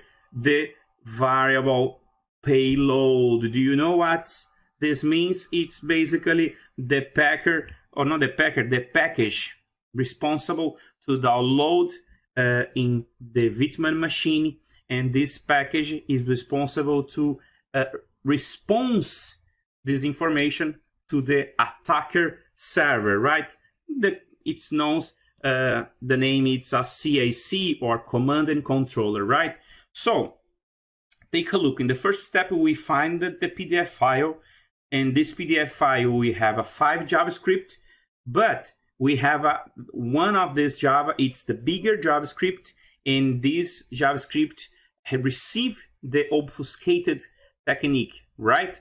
And after that, I needed to change all those information. I need to disobfuscate it of this code, and when I execute this information in an HTML page, I can find the payload responsible to download in the victim machine. So if you remember in the beginning of this analysis, when the user, maybe the victim in this case, click in the file, do you remember the open action? The next action of this file is to execute this JavaScript. In this case, it's obfuscated. So when the user or the victim click in this file, this is script, the JavaScript will run in the victim and will download this payload that you can see in the screen inside the victim machine, right? So in this case, I was thinking when I was doing this analysis, so if I have the payload, maybe I can try to find the CAC from the attacker, right? So I will continue to do my analysis in this case. So I have here some information inside this payload, right? So here I will use again my big friend, Nano. Maybe many people don't like this friend, but it's, in my case, it's simple. So I could use again Vim or VI or another edit test. So if you see here, we have a very percent inside of this information here. When I look at all those percent, all those information, I can see here the interesting information in this case. Here we have you see two based on a Unicode, information. It's almost different when you talk about the ASCII or ASCII. ASCII, it means 1 byte. When you talk about the Unicode, you use then 2 bytes, right? So here I have the pure, not pure, but the run data of this Unicode, right? So now I need to translate all this information. So I had the payload package, but when I see another technique, the encode technique, right? So this payload is used with it's used a Unicode encoding, right? I know it's maybe confusing, but take a look at this. I have a payload package. I have an information. All those information receive an encode technique. This encode technique is based in Unicode, right? So basically, as you can see here, I just using the Unix platform, but maybe you can ask, or you can asking, Felipe, but I use just Windows, but not a problem. However, you don't need to have a concern in this case, right? So here I use another platform, Mozilla by Bobby. It's a similar platform. I have here the same code. I need to cut. Do you remember I need to cut this percent because I need to have the run Unicode information, right? The Unicode code, right? So here I have the Unicode information, and I can generate here the exa file binary. This tool is responsible to generate this kind of information. After that, I used another information, another tools created by Didier Stevens, short search executable, to try find any HTTP information. Because remember, if I have the payload package, probably this package, when after to download it in the victim machine, probably this package will make some request to the command and controller from attacker, right? So that's my idea when I to continue to do this investigation. So as you can see here, I found the IP from the attacker. In this case, the IP is based in Estonia, Europe, right? So this is information from the CAC, the attacker. I don't use it basically here, the reverse engineer, but we find the JavaScript obfuscated, we find the encode technique based in Unicode, right?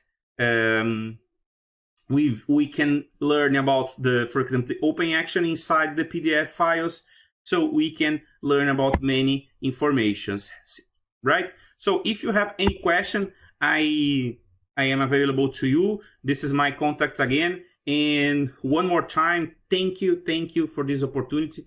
If you have any question, please let me know.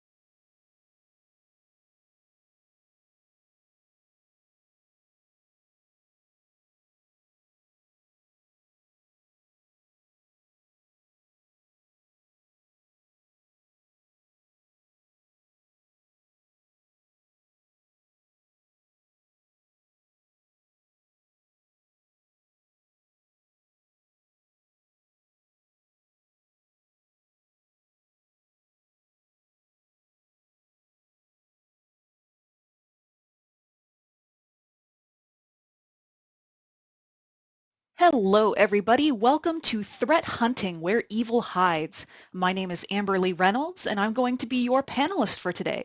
If you'd like to get in touch with me after the panel, or if you have any questions or concerns about the content you've seen here today, you can find me on Twitter at Threatimology. Let's go ahead and get started.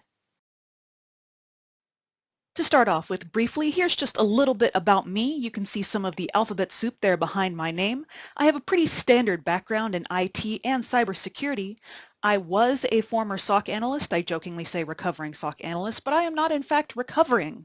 Being a SOC analyst actually gives you a great background as a threat hunter because you have a chance to see what's coming in on the front lines of your enterprise. You can see all of the incoming malware attachments, you can see all of the incoming phishing attempts, and all of the different things that users see on a daily basis. It gives you a really good idea of not only what to look for, but how to look for it. I have a particular interest as a threat hunter in malware analysis and reversing. I'm very passionate about it. You'll notice that I also perform root cause analysis. If you saw my Twitter handle on the first page, you may have caught that threatimology is a portmanteau of threat and etymology, finding the root cause of threats. I thought that was rather clever. In my free time, I am a semi-professional musician in a symphony. I also spend time riding around on a motorcycle. I do, in fact, dance with firepoi, safely I might add, and I do make very terrible jokes, most of which you can see on my Twitter. So here is just a little bit of what I'd like to cover in today's panel. You'll notice there's quite a bit to cover. With each of these different categories, I opted not to go into very specific details, simply because it would take a little bit more time than I have today, and also because I'd like you to be able to use this content and the examples to build your own use cases and your own SIM content for your enterprise, which will be mostly dependent on the circumstances that you have. So let's go ahead and get started.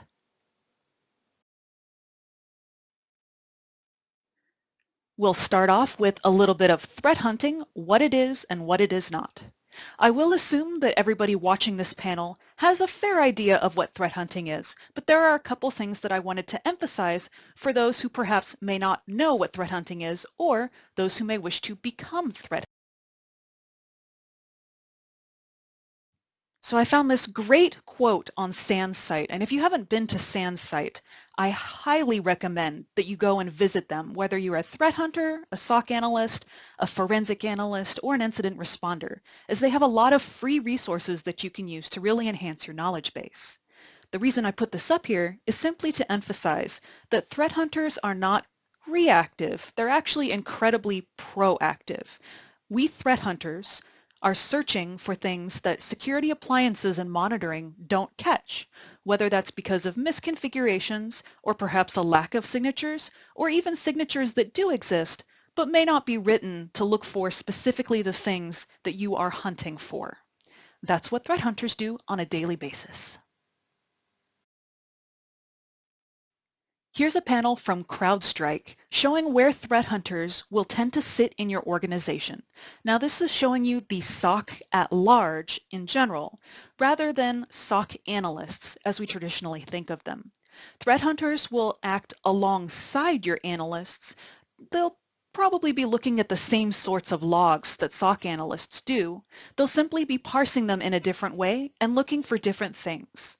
Another thing that I wanted to just mention as an aside is that threat hunters will typically not be the people who triage incidents. They're not generally the people who are hands on a keyboard, face at the monitor, looking for incidents that are already coming in from your security appliances.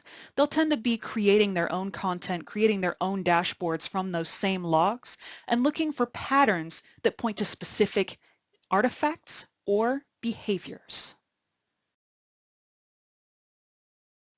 Here's a slightly different view of what threat hunters will tend to be doing on a daily basis. We have here an artifact pyramid or an IOC pyramid. The things that are on the bottom are still very important, don't get me wrong. Threat hunters will certainly use domain names, IP addresses, and hash values in their daily hunts. They simply won't focus on looking for the presence of those in your environment, those sorts of things tend to be better suited for endpoint and network protections or security monitoring appliances. Threat hunters are going to tend to focus on things that humans are better at finding, TTPs or tactics, techniques, and procedures, the tools that are used by threat actors, as well as network and host artifacts that standard security monitoring appliances may or may not be able to find. Now, I know that there are things like AI and machine learning that are definitely working towards finding these on a regular basis and making analysts' lives easier. But for now, it is still easier for humans to be able to find these in conjunction with their machine counterparts. Here's just a small example of what a threat hunter might be looking at on a daily basis, and this is a generic sort of Splunk search. This isn't particular to any sort of organization. And you can see here that this is a sampling of web gateway traffic. And there will be a ton of these logs in your organization. You'll notice here that I've outlined in a red rectangle a source.hpg domain. And the reason I boxed this is because this is something threat hunters will look for, which is a pattern that attempts to look like a URL, spoofing, that happens to have a typo in it. Typo squatting and typographing are very common things for attackers to do when attempting to, say, fish for somebody's credentials or host a website that looks pretty close to the original and host malware on it. So these are the sorts of things that threat hunters will look for that machines may or may not be able to catch currently. And last but not least, before we leave this section, I wanted to show you guys this really accurate quote from Malware Jake. You can find him on Twitter at the link you see on the screen. Every threat hunt is like Schrodinger's network. This is actually incredibly true. You don't really know what's inside your logs until you actually do look inside your logs. And when you do, you may find that it's a little more like Pandora's box than Schrodinger's network. Moving on to threat hunting, researching, and threat modeling. When you first start setting up your threat hunting team, or if you're trying to become a threat hunter, one of the first things that you'll do is a lot of research. It's taking in and ingesting a lot of data and then organizing it in a very specific way, both for you to be able to understand it and for other people to also be able to understand the information that you're presenting to them. So this first slide that I have here is simply how I, as a threat hunter, tend to organize my threat hunts. I create theories and predictions based on what sort of behaviors or artifacts I think I'm going to find in my environment. And they tend to fall into two different categories. These are threat agents, which are the actual attacks themselves, or threat actors, the people and machines that are actually performing the attacks. So you can look for attacks without worrying about attribution, who's behind it. So I can look for, say, a pattern of different subject names for a phishing campaign, or I can look for a threat actor if I have a particular APT, an advanced persistent threat group, that displays certain behaviors repeatedly. Then I don't have to worry about simply looking for the attacks. I can look for artifacts that are specific to this one group.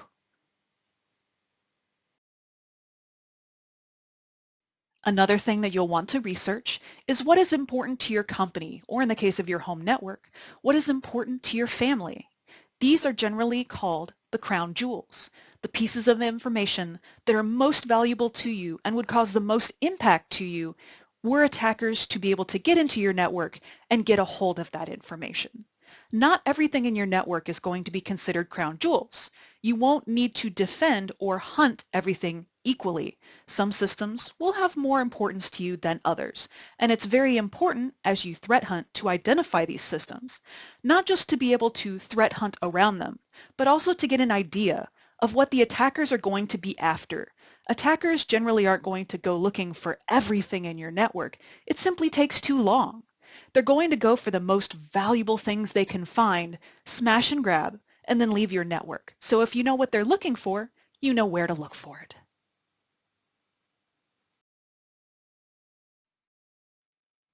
Once you've gotten a bit of research together on the different sorts of attacks and maybe the different sorts of threat actors that you want to research and hunt for, you'll want to organize that knowledge. Thus, we have threat models. It's just a way of making all of the research and information you've put together make sense, both to you and to the people that you're going to report to. There are many different threat models. Some companies even have their own proprietary model. Microsoft has one of theirs. But the ones that you see here are fairly common. You'll see the diamond model up in the top. In the lower left corner, many of you are probably familiar with the cyber kill chain from Lockheed Martin. In the lower right is the OODA loop, the observe, orient, decide, and act from military applications. And in the upper right corner, I put simply the text MITRE ATT&CK, and that is because the MITRE ATT&CK framework is so large, it won't even fit on its own slide because they now have multiple spreadsheets that cover the MITRE ATT&CK framework. Incidentally, if you haven't ever been to MITRE's website, I highly recommend that you go and have a look at it. There's a ton of information that's very helpful to you, both as a SOC analyst and as a threat hunter, and I'll provide the link for you in a later slide. In fact, speaking of later slide, here it is. These are some of the reference resources that I use when I'm gathering intel, both on attacks and threat actors.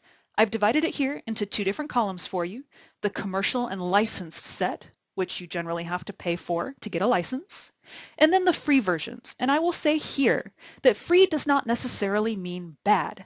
This isn't quite a case of you get what you pay for, because many of these free resources are actually fantastic at providing you information, especially the links here that are about the APT groups. It's valuable information for threat hunters.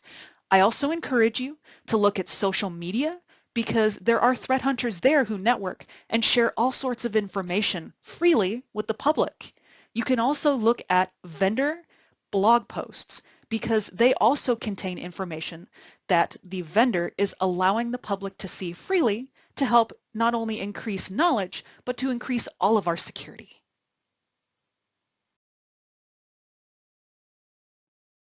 And with that, let's go ahead and take a dive into some of the different artifacts that you can find threat hunting in your network traffic. One of the first things that you'll want to do in your enterprise is to baseline normal. And what I mean by this is that you need to know in your environment what is considered normal behavior for both your users and your machines, and what is not normal. Of course, you can't find evil unless you know what is evil and what is not. And you may need to coordinate with some of the other departments and personnel in your enterprise to be able to know what is normal. It's good to be in touch with server owners and users of all different departments and in all different areas of your company to be able to know what they do on a daily basis so that you know, as you see here on this graph, that a severe drop in traffic, I'd say, is not a normal thing to see. That may end up being an outage due to maintenance, or it could be because there are attackers in your network who have taken out one of your security appliances. It's definitely good to investigate either way. Now, I know that I mentioned earlier that threat hunters don't tend to focus on the presence of IP addresses in your environment. And, in a general sense, that's very true. What I mean here by known evil IP addresses is that sometimes security appliances do fail, or sometimes they're misconfigured. So, if you happen to see quite a few machines in your environment suddenly attempting to reach out to known evil IP addresses, like you see here in this Alien Vault threat feed for malware command and control IP servers, you'll probably want to have a deeper look at it. Even if the traffic is blocked by your security appliances and your monitoring, that still may indicate the presence of an infection on one of your machines or maybe multiple machines. So it's definitely worth having a look and ruling out something more nefarious. Similar to known evil IP addresses, I've listed a set of known evil ports for you. And I don't mean to say that all of these ports, if seen, are automatically evil. Some of the software that you see here can be used for both good and evil. In some of these cases, though, especially recently, they've been seen to be used by malware for C2 purposes, and that's why I've got them listed here. If you don't use these pieces of software in your network, I highly recommend that if you see this activity in your environment, that you take a closer look. Some of these ports, like 1337 or 6969, to the best of my knowledge, don't have common software associated with them and thus should always be investigated. Similarly, 4444 is a well-known Metasploit port. Generally, that won't be used in enterprise environments either unless you have a red team or pen testing team present. Some of these others may be very commonly used, like 3389 for RDP. However, if you have external traffic coming inbound to your network on RDP and it's not from a known system, I'd highly recommend that you investigate it promptly. I found this really neat article on Splunk's site called Hunting Your DNS Dragons, and you can actually find it on their site by Googling that phrase. And they've provided a fun search here with a dashboard, and let me explain what the graph is showing. You have on the bottom variance beacon time. This is simply the difference in time between packets. The count is simply showing you the number of packets that are sent, and that's on the left-hand side. So what you ultimately want to look for is a high number of packets or a high count with a low variance or change in the time between packets. This would represent beaconing behavior. And there are some legitimate sites that will appear to beacon, and these can be things like heartbeats if you're sitting on a news site, or ad sites, especially if they sell slots to different advertisers. When the ads change, you may see very consistent traffic that looks like beaconing, but actually ends up being legitimate. Note that I did not necessarily say benign, just legitimate. But it's still worth a look to ensure that it's not to a malicious site. Another way that you can look for beaconing is to look for consistent packet size. This is actually a screenshot from active countermeasures, and it's showing DNS traffic with an identical packet size all the way across the session. This is highly unusual. You probably won't see such identical packet sizes in a session, and this can also be indicative of tunneling or exfiltration. With consistent packet size, you don't necessarily have to worry about time between packets, so malware that attempts to sleep or attempts to increase and decrease its jitter widely can still be spotted using this technique. So I think it's worth looking at.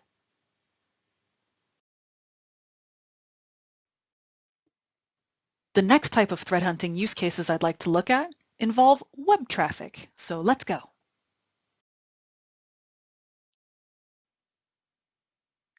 Similar to looking for unusual ports in network traffic, you can also look for unusual ports in web traffic. Now generally this will be a smaller set of ports, so this can be a little bit easier to look through. Remember that I said at the beginning of the network module that you need to baseline normal, and that still applies here and in every other module that I'll be talking about today. I'm not going to repeat that slide for each module because, let's face it, that's going to get old very quickly. What I wanted to show you here is that there is traffic being shown to a port that's not normally used for HTTP. And as part of the baselining, you'll need to know if your enterprise uses any alternate ports for HTTP or HTTPS, such as 8080 or 8443. Once you've eliminated ports that you normally use for HTTP traffic, you'll want to investigate anything that's left, such as the one that is highlighted here. If your web gateway logs happen to keep user agent strings, you can also hunt through these as well to see what sort of traffic is going in and out of your network. Here, I've got a bad user agents list. And what this is simply a list of different user agents that are associated with scanners, sweepers, scrapers, and bots of all sorts. Generally things that you may not want to be gathering information about your network, and you can find several of these lists on GitHub and the internet at large. This isn't the only one. You can block these if you have that capability via your web gateway, but it's also good not just to look at the traffic coming inbound to your network, but the traffic going outbound from your network, because you can also hide things, including code, in your user agent strings. Now, this won't necessarily work 100% of the time because user agent strings can be spoofed. They can be changed by the attacker. So it's not a catch-all, but it is definitely worth a look through to see if you happen to see any low-hanging fruit. Similar to beaconing with network traffic, you can also look for beaconing in HTTP traffic. This may indicate that exfiltration is taking place in your network, or that there's a malware infection. The same sort of criteria apply, looking for similarly sized packets, looking for packets that are sent consistently with very little variance between them, and/or a high number of packets being sent to the same place. This example that you see here on the screen happens to be a timing example where the packets are sent exactly 1 second apart, all to the same website. And if you happen to see this, it may indicate something is going on, or it may simply indicate a heartbeat. But I think that it is definitely worth having a look at just to make sure that it's benign. Known evil URIs and URLs. Now here I'm not necessarily referring to entire URLs that are known evil that point to very specific malware downloads or phishing sites. Here I'm actually referring more to a pattern. You can see what I've got highlighted here in the CNC section is gate.php. The reason I highlighted that is because Zloader, this particular piece of malware here, likes to use URLs that end in gate.php.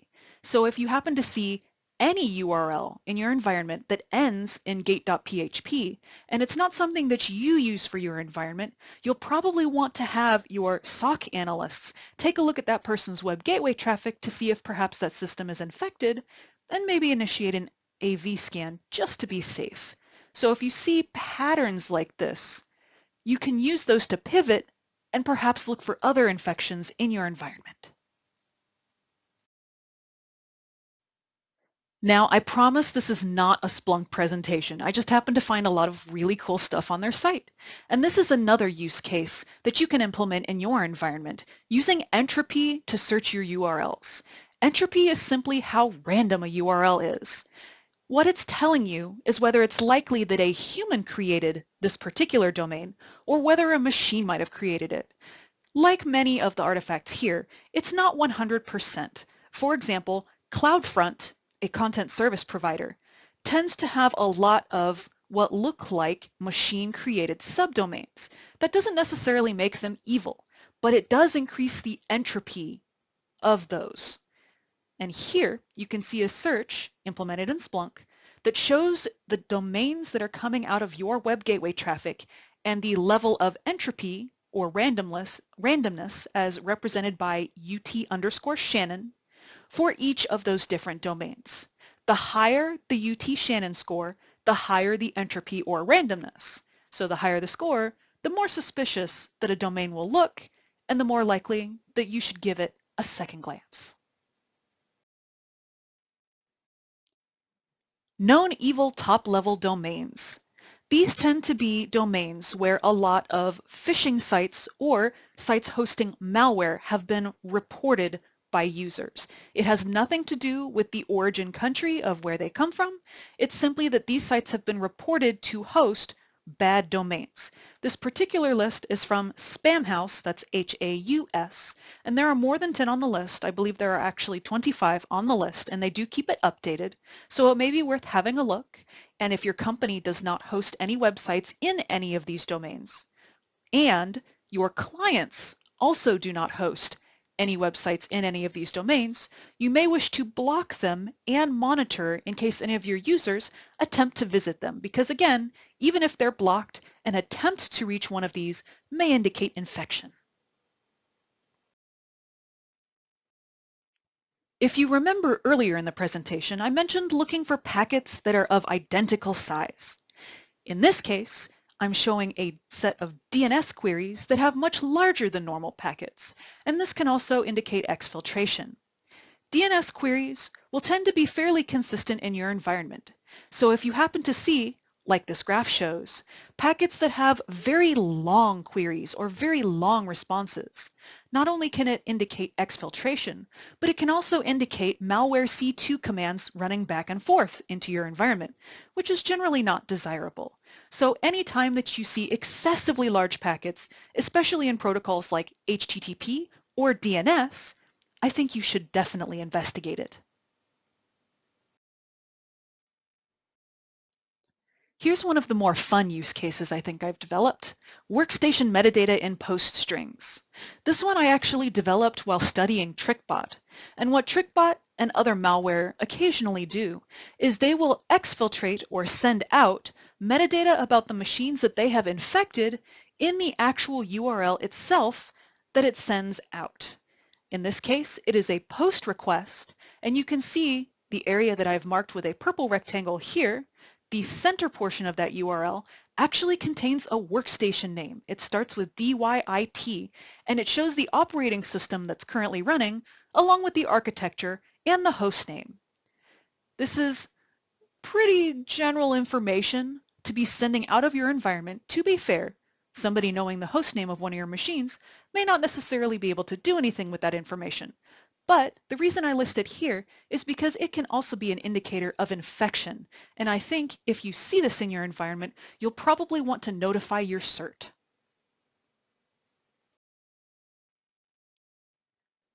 This is a little bit more esoteric of a use case, but if you do happen to get MIME type or content type within your web gateway logs, then you can compare the reported content type to the actual file extension that's being provided. Here in this screenshot, you can see that file.php is definitely not a JPEG image file. So that's another way that you can look for potential malware coming into your environment. Another thing that you can hunt for in your web gateway logs, as referenced here by the ineffable Mr. Troy Hunt, HTTP downgrade attacks. So if you happen to see traffic in your web gateway that starts off as HTTPS and then suddenly changes to HTTP, you may want to have your analysts have a second look at that traffic just to make sure that you haven't suffered a man in the middle.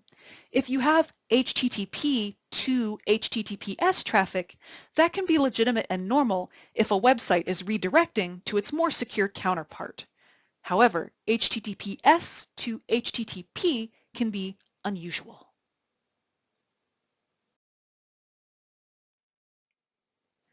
And now, let's move from the network onto the endpoints. Let's start with endpoint files.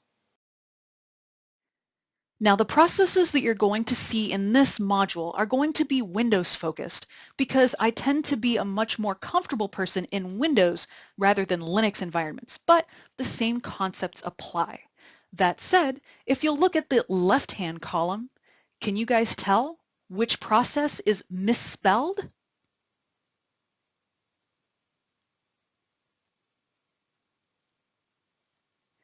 That's right, it's svhost.exe. It's missing the C. It's very common for attackers to name their processes similar to existing system processes to make them seem more legitimate. Another thing that they can do is place them into a folder that also seems legitimate, such as System32. Can you tell which of the processes on the right is in the wrong location?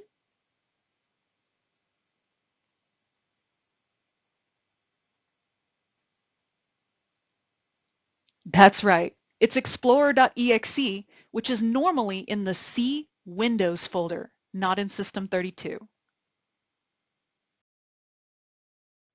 Another use case I've had success with is looking for executables that are running from user-writable locations. In this case, I'm referring to a user with standard permissions and not an administrator who can write to many more folders. But generally, users can write to C program data, any user folders like C users, insert username here, documents, downloads, and pictures. Also, the app data folder, and this includes both local and roaming folders. Malware likes to install itself here because all users have access to them. So it's a good place to hunt for malware. Unusual or uncommon file extensions. Now this will also require baselining or knowing what sorts of files are common in your environment. For example, if your administrators tend to run PowerShell scripts for server maintenance, then you'll have PS1 files in your environment. But If you don't allow that in your environment and you suddenly see a PS1 file appear, it can be indicative of the presence of an attacker. Here, I've shown an IQY file, which is an internet query file that's normally associated with Microsoft Excel. This sort of file is generally not very common in enterprise environments, and its presence is definitely suspicious in my opinion. At the bottom of this slide, I've included a few different file extensions that are typically considered uncommon, and so should probably merit a second look, in my opinion, if you see them in your environment.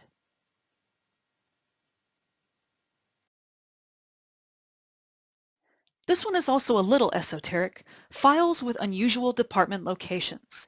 What I mean by that is if you happen to have an invoice file, say invoice.doc, and it's located on a system for a user that doesn't typically handle invoices, that can be highly suspicious.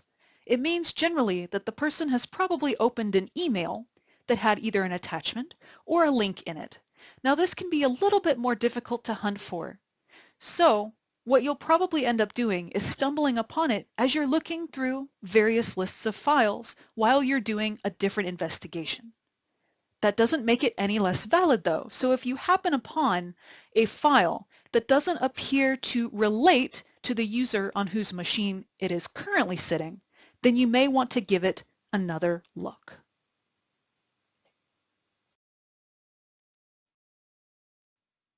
Bonus fun.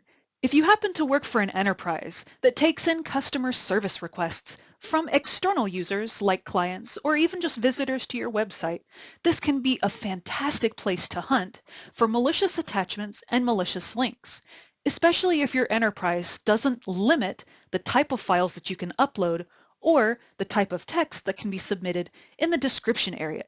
I will caution though that you should be very careful if clicking on these links or opening these attachments. Please always do so in an isolated sandbox wherever possible. Otherwise, have fun hunting because you can find plenty of stuff submitted from the outside since bots can also post to these forums.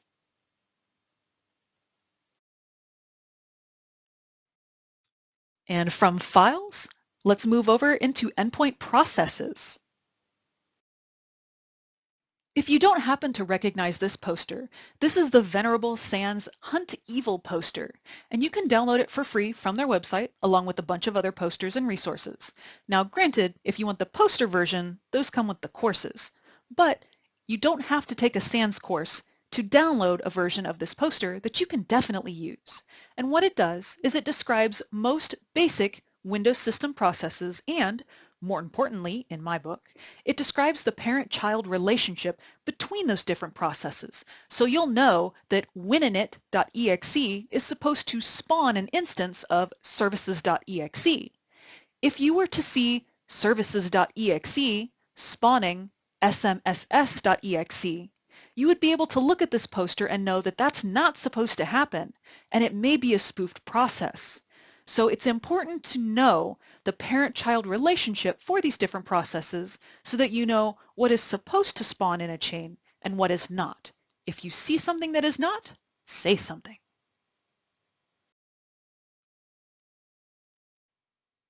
This goes along with what I mentioned earlier about executables running from user-writable folders. Oddly named processes, especially in these user-writable locations, definitely tend to stand out if you happen to be looking at a live image of that machine. You can see here that I've highlighted in red an executable that is clearly not human named. Malware authors don't always necessarily take the time to name their things something legitimate, especially if they're in a hurry. So this can be a very red flag, as it were, to identify that there is something going on that system that should probably be handed over to your CERT team. So if you happen to see anything like this, I would consider it very suspicious.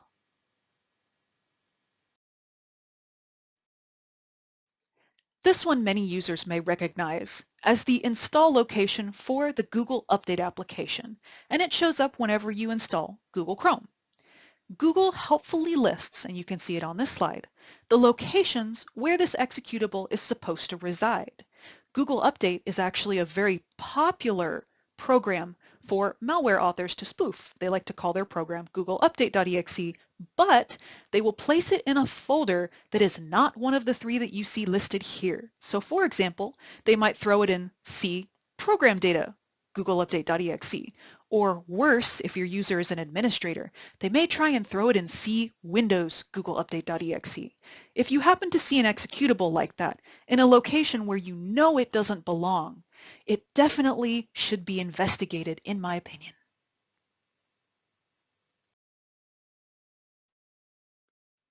This one is actually probably my favorite as a malware analyst. Processes that are launching command.exe or conhost, the console host, executable as children. This particular example is showing a PDF in Foxit Reader. Generally, PDFs are not going to launch command prompt windows or console host windows. If you happen to see a PDF that is doing this, it can be an indicator of infection. And that pretty much goes for any sort of Office document or email. Any program that your average user might use that doesn't normally perform this behavior and isn't purposefully running a batch script will show up as showing a command.exe child and should ring alarm bells in your environment.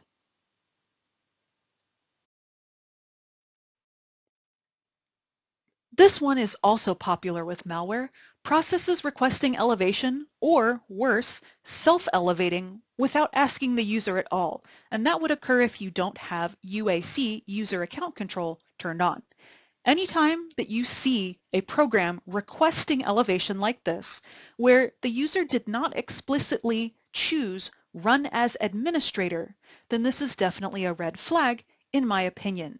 Programs generally will not ask to self-elevate unless they have been tampered with or if the user has explicitly asked it to do so.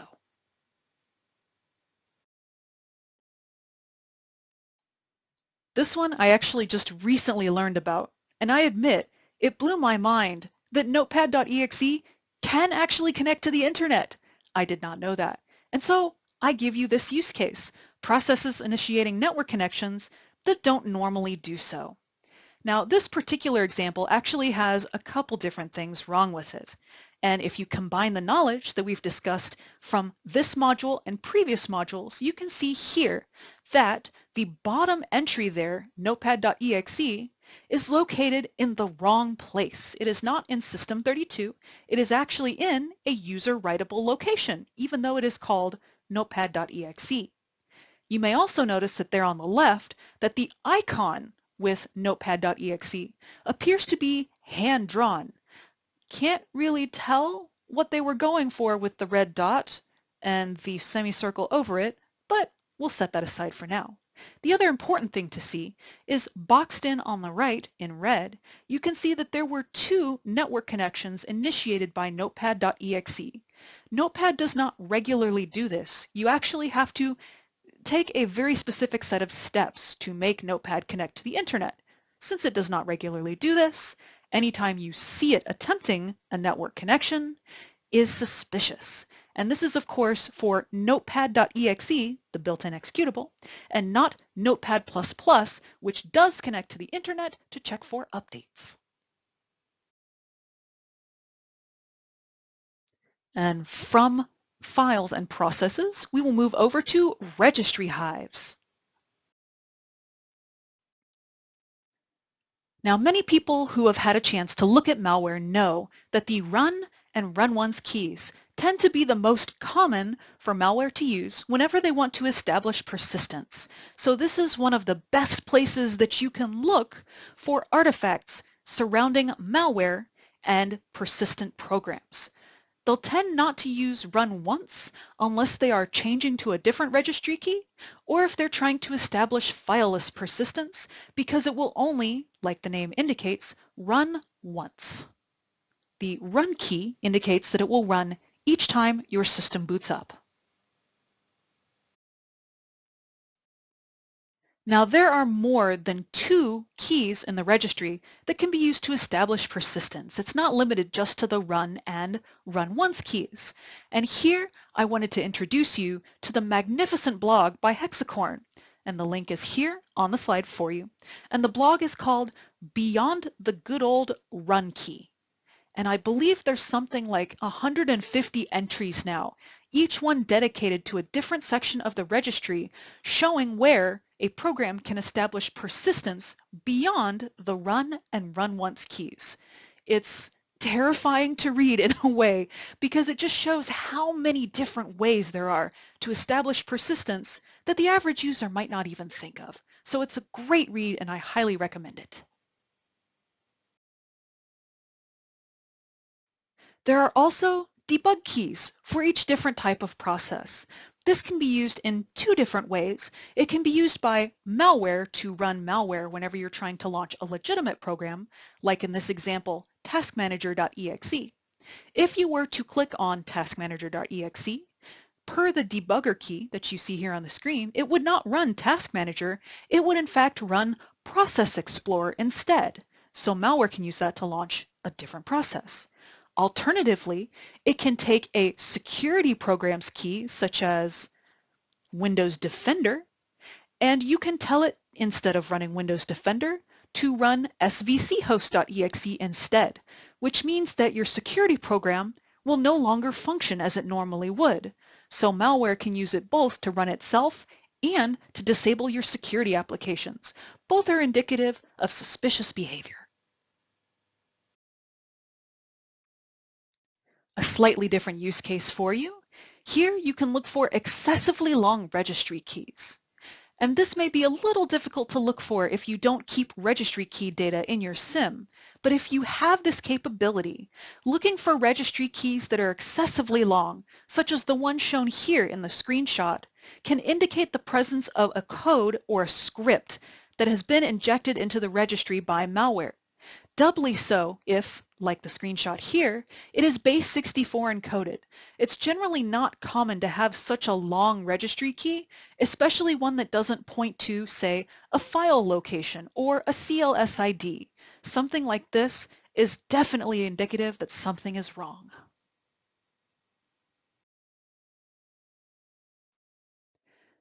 Let's quickly move over to threat hunting through emails.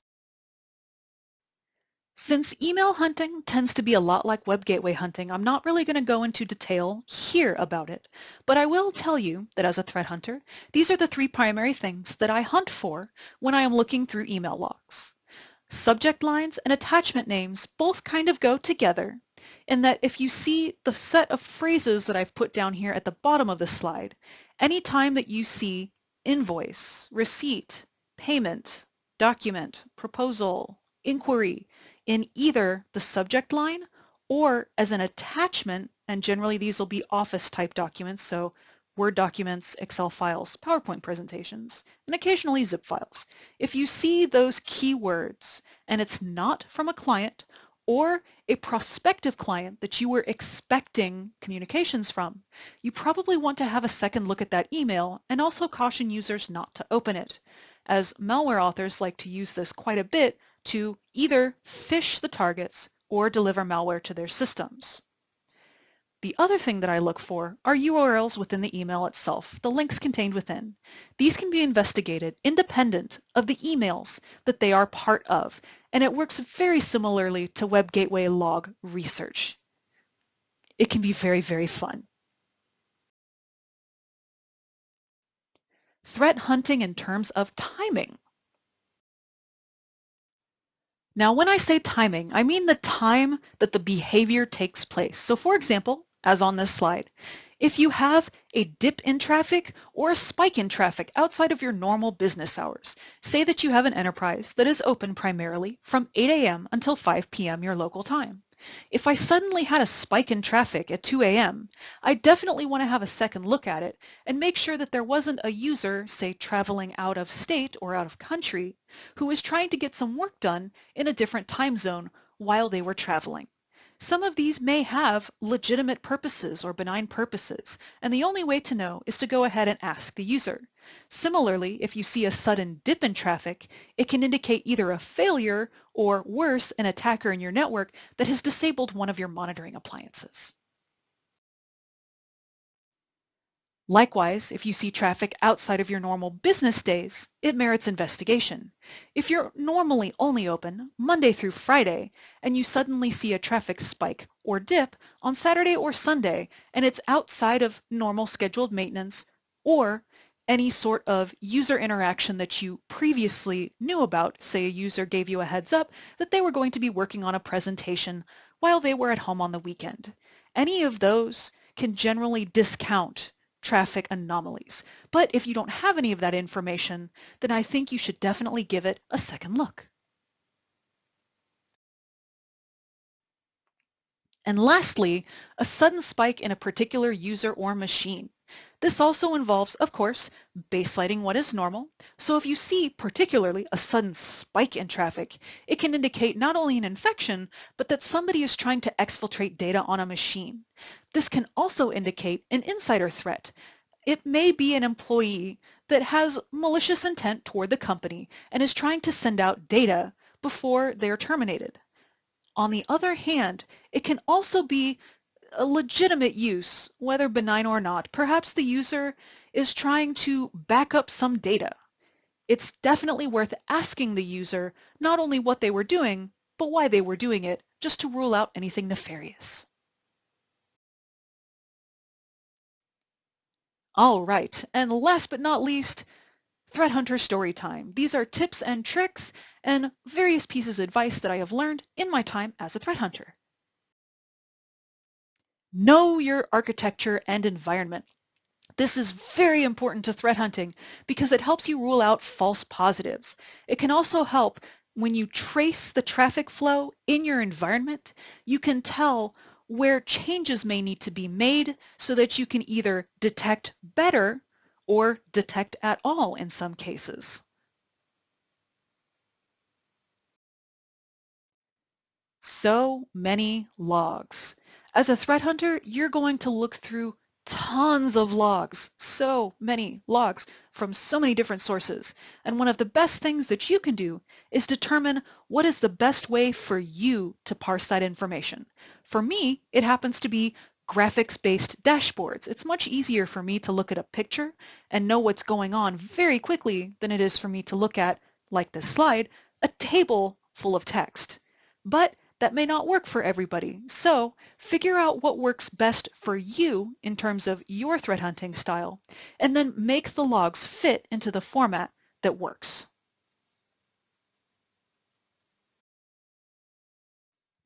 Actually finding stuff can be terrifying. We have actually found things in our environment here where I work. This particular example is not one of them. This is actually a PowerShell from the Turla APT. And it can definitely be terrifying if you see something like this in your environment that indicates the presence of an attacker for who knows how long they've been in there. But something important to remember is that it's not on you personally. You did not cause this APT to be present. As far as I know, you did not invite them in. If you did, then your company may wish to have a chat with you. But don't take it personally when you find things like this in your environment. And also don't take it personally if you don't find them in your environment. I know I've been frustrated quite a few times when I find out after the fact that our penetration testing team has done some testing in our environment and I did not see any trace of them, and it makes me feel like I am personally a failure because I did not catch them and it's my job to catch them. It's a learning experience. Coordinate with your penetration testing team. Ask them, how did you do this? What sorts of techniques did you use so that you can write better content and catch them next time? The whole point of this is for everyone to work together and make better security. Always be reading. This is one of the best pieces of advice that I can give threat hunters, whether new threat hunters just starting on the job or experienced threat hunters. Find the sources that appeal to you, whether it's blogs, it's social media, it's vendor posts, whichever works for you, and read constantly. Keep up on who the latest threat actors are, what the latest attacks are, what the latest vulnerabilities are, because that's what attackers are going to go after, and all of the different updates that go on with various products. Knowing when Windows updates are coming means It's time to go and read the Microsoft blog that details all about what those updates entail so that you know what sorts of attacks might be coming at your environment and you can plan patching around it. Well, not you as the threat hunter will plan the patching, but you'll know to prompt the people who actually take care of that. And that is my presentation. I hope you guys enjoyed it. Again, if you have questions, I will happily take those now in the Discord chat. Alternatively, you can reach out to me. I am at Threatomology on Twitter. Thank you so much for attending today, and I hope you guys enjoy the rest of BSidesDFW.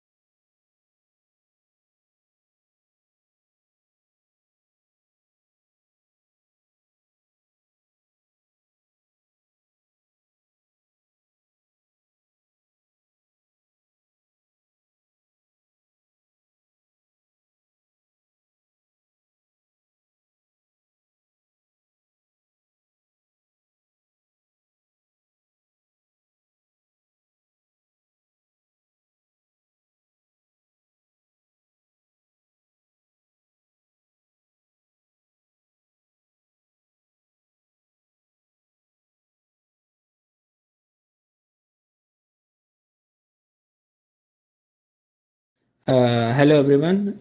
Thanks to BSidesDFW for having me here. Today I will be talking about automating threat hunting on the dark web and the things that surrounds it. A little about me. My name is Apur Singh Gautam. I am a security researcher. I started into threat intel 2 years back. Currently, I'm doing my master's in cybersecurity from Georgia Tech. This summer, I was a research intern at XCUC Berkeley, doing research in threat intelligence towards dark web side. Some of my hobbies include gaming, hiking. I started into lockpicking recently, and I've been loving it. I do contribute to security community. I've been senior TA at Cybrary, and I'm also a TA at Station X, and I also do contribute to local security meetup groups. So what we will talk about today. So we'll start with what do you mean by dark web? How do you go on accessing dark web? What do you mean by threat hunting? How you hunt data from the dark web? How you collect data from the dark web?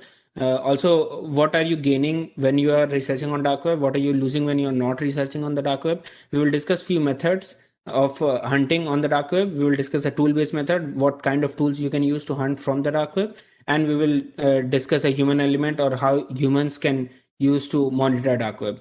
Then we will discuss how you can automate this whole tool-based hunting architecture.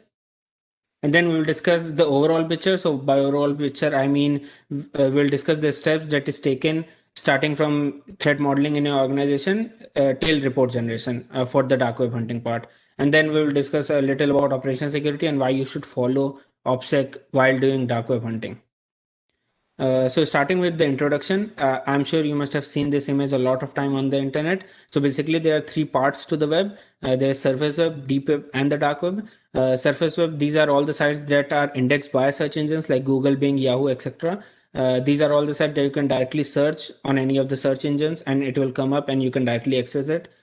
Deep web, these are all the sites that are behind some kind of login system or paywall system. So it is basically all the sites. For example, these are all the sites that are behind some kind of login system, so you can't directly access those or you can't directly search on the search engines. So some of the examples include your college database where you go and search get your results by after logging in, or your server IP addresses, either you have your server hosted on Google, DigitalOcean, AWS, etc. Coming to the dark web, which we will discuss today specifically. So dark web is the part of the web that you need special software to access. And there are different forums and marketplaces on the dark web, which host different kinds of stuff that we'll talk about in the coming slides, and what kind of stuff people sell or trade on dark web.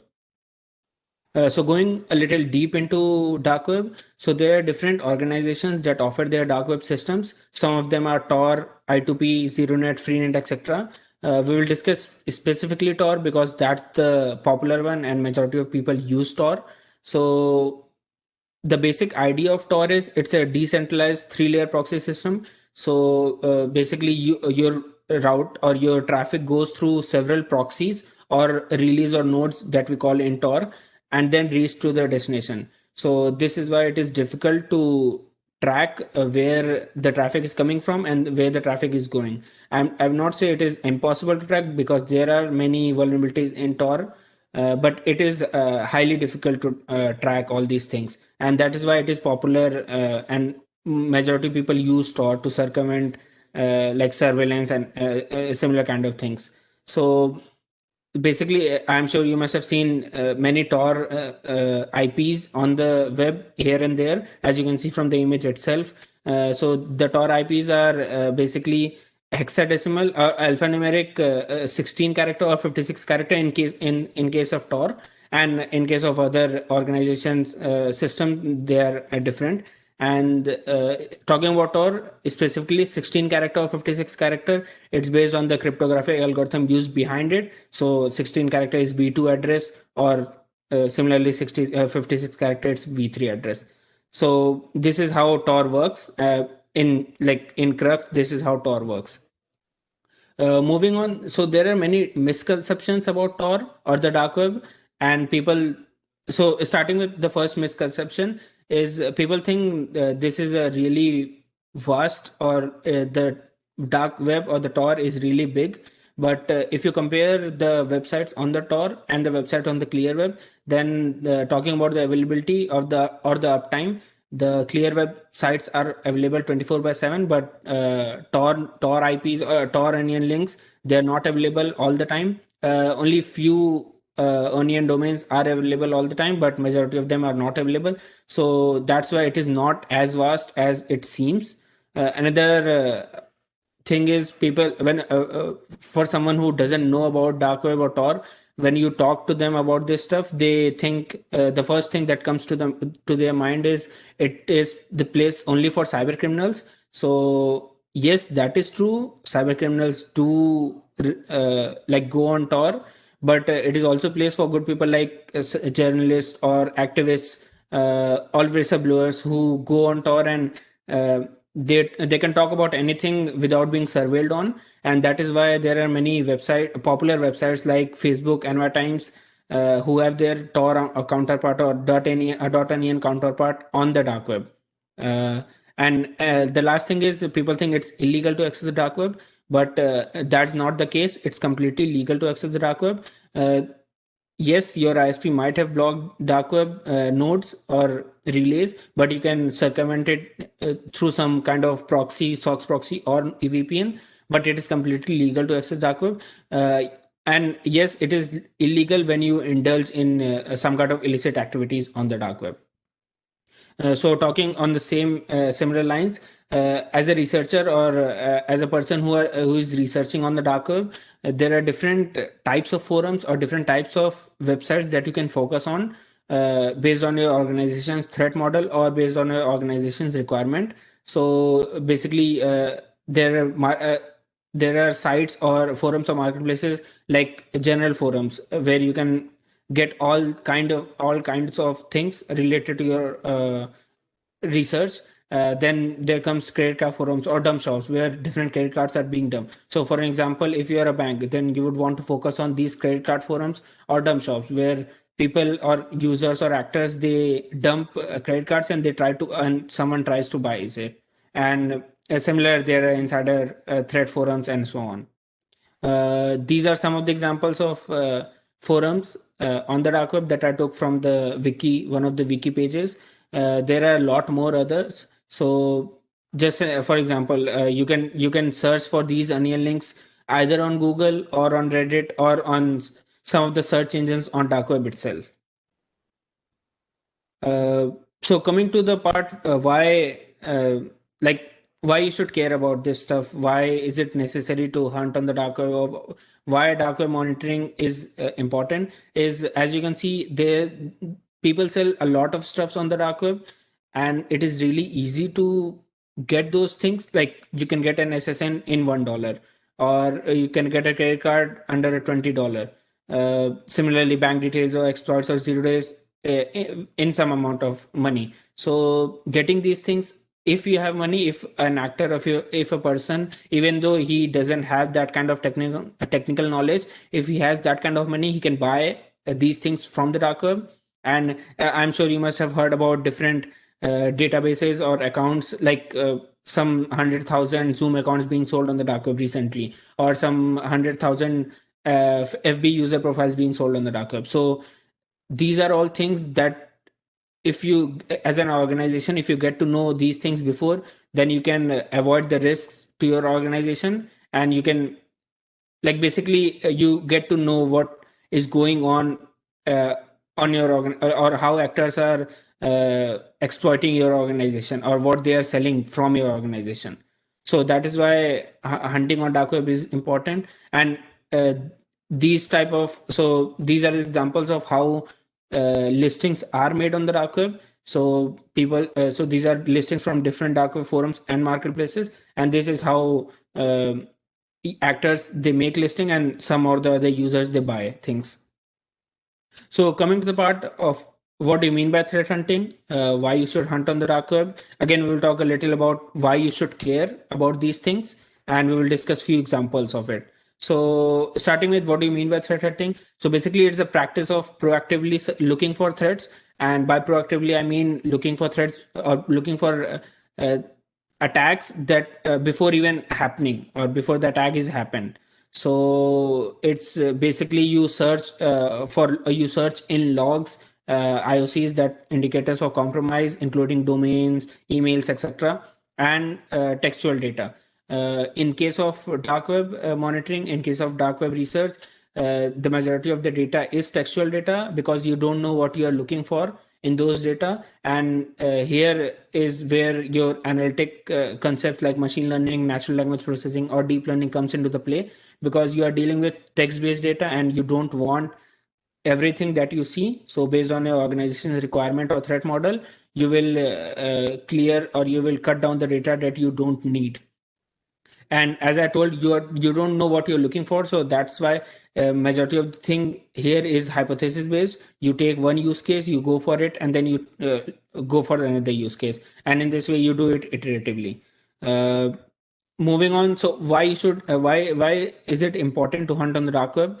Again, as I told you before, there are different forums, marketplaces on the dark web, and this is where different actors or criminals, they sell their products, they sell their exploits, they talk about new attacks amongst each other, they trade their exploits. And if you do dark web monitoring, or you do dark web threat hunting correctly, then you can identify these things before, so you can identify actors, or you can identify new attack TTPs, that tactics, techniques, and procedures about different types of attacks beforehand. And this will help you to minimize risks to your organization. And another thing that I would like to talk about is you can reduce different kinds of impacts if you know about these things before. So for example, if you are a bank and if you see your data being sold on the dark web, and if you get to know that thing before, then you can reduce some of the impacts like reputation or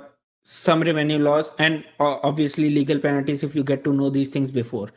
So these type of things you can, or these type of impacts you can reduce, that will eventually happen. And the dark web, I'm talking about dark web here because dark web is the first place where criminals sell any data set, or sell any type of things from an organization, and then later it comes to the clear web. So if you get to know these things before on the dark web itself, then you can reduce these impacts. These are some of the examples that I will show you, that will some of the recent examples within 2 to 3 months, that will show you what you are losing if you don't research on dark web. So this first example is someone selling RC exploit of an Australian bank. This is a pastebin related site where an actor is talking about a vulnerability in a US based hospital. And the last example is from a Russian forum where an actor is selling a RDP credential for a US based hospital. So, for example, if you are in hospital and if you have a threat hunting team that is hunting on the dark web, then if you get to know these things before, you can go to, or you can verify, or you can see if you have some kind, suppose for in this case, you can see if you have some kind of RDP vulnerability in your organization or not. So it can help in that way. And that is why you should care. And if you don't do these things before, then you are losing on these things. Like you don't know about RDP vulnerability in your organization before, and attackers can utilize this. On the similar line, you can, if done correctly, you can keep up with the latest trends of the attacks. You can get new TTPs. You can analyze, you can get to know about new TTPs that the actors are talking about. You can identify, if done correctly, you can identify insider threats also, and new data breaches, and so on. And if you get new TTPs, then you can prepare your SOCs and incident responders, so that whenever the attack happens, or if the attack happens, they are already prepared to tackle with or deal with it, and in turn reduce this risk and damages to your organization. So coming to the methods part, like what you can use or what tools you can use to hunt on the dark web. So I will talk about few tools that you can use to get data from the dark web. Obviously, there are many other tools that are on the web, or you can use to hunt data from the dark web. So starting with Scrapy, basically Scrapy is a Python web crawling framework that has multi-threading capability. I'm emphasizing on multi-threading because while hunting on the dark web, you don't want to focus on getting the data. You would want to focus on analyzing that data that you have based on your organization's threat model. So that is why you don't want to waste time in designing your tool to get the data. So that is why Scrapy is really important here, because it can get the data in a really fast way. And another is Tor. So obviously, if you want to access dark web or Tor, you need Tor tool installed. Another great tool is Onion Scan. So Onion Scan is basically, you can find out different similarities, you can find out similarities between different onion links, or you can find out if an onion link is up or not. Before coming to privacy, so basically when you access Tor, you would want to go through some kind of SOX proxy or VPN. The first thing is to have that extra layer of protection, and the second thing is your ISP might have blocked Tor nodes. So to circumvent that, you need some kind of SOX proxy or VPN to go to Tor. And there are many tools that you can use to you can use to route your traffic through SOX proxy. Some of them are Privoxy, TSOX, Polypo. I have been using Privoxy. You can use any other tool. It does the same thing. Next thing is Elastic. So basically, you need some kind of database to get your data into that. And you can use any database, whether SQL, NoSQL, Elastic. I use Elastic, or many people use Elastic because of that Kibana support, and you can easily search or analyze the data in Kibana. And I mean, you can use any other database and then put into Elastic, or you can directly put into Elastic. So another thing is Redis. So Redis is in-memory database. It acts like a cache database, and we'll talk why we are using Redis in this case and why it is important to use Redis when we are using Scrapy. So moving a little deep into Scrapy, I already told you Scrapy is really important in this case. So why we use Scrapy is, or how Scrapy works. So I will talk step by step of how Scrapy works. So let's think of every major thing that you see here, like Spider, Pipeline, Downloader, Scheduler, Engine. These are all Python programs, like different Python programs. So starting with Scrapy, starting with Spider. Spider is the place where you will give your first URL or first onion link. Now the Spider will send the request to the engine. Now engine is the Python program that manages every other Python program in Scrapy.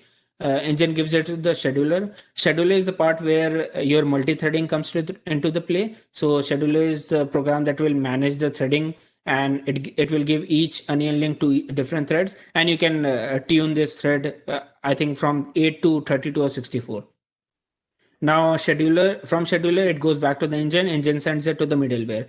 Now middleware is a really important part in Scrapy, because this is where your proxy code and your login code goes. By proxy code, I mean your Tor IP and your Privoxy IP goes in middleware. And by login code, what I mean is majority of the site on the dark web requires registration or login. So you can't access those without registering an account.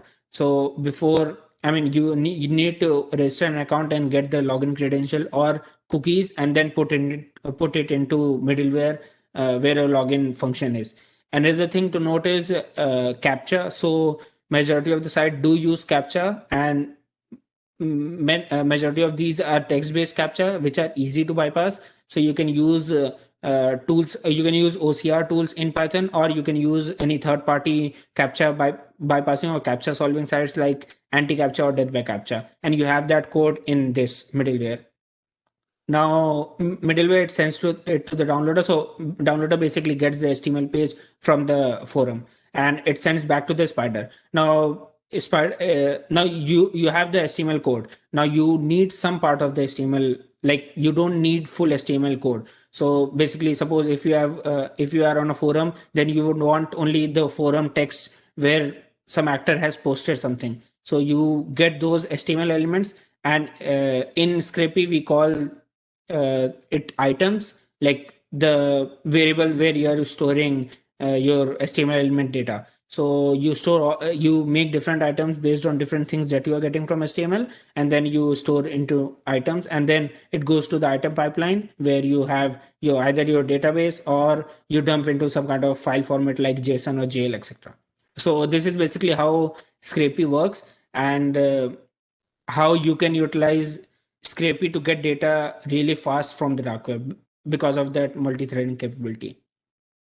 Moving on, let's talk about human element, or how you can use humans to monitor or get something from the dark web. So basically, human intelligence, it's the human or human intelligence is the process of gathering intelligence through interpersonal contact rather than any technical or tool-based methods.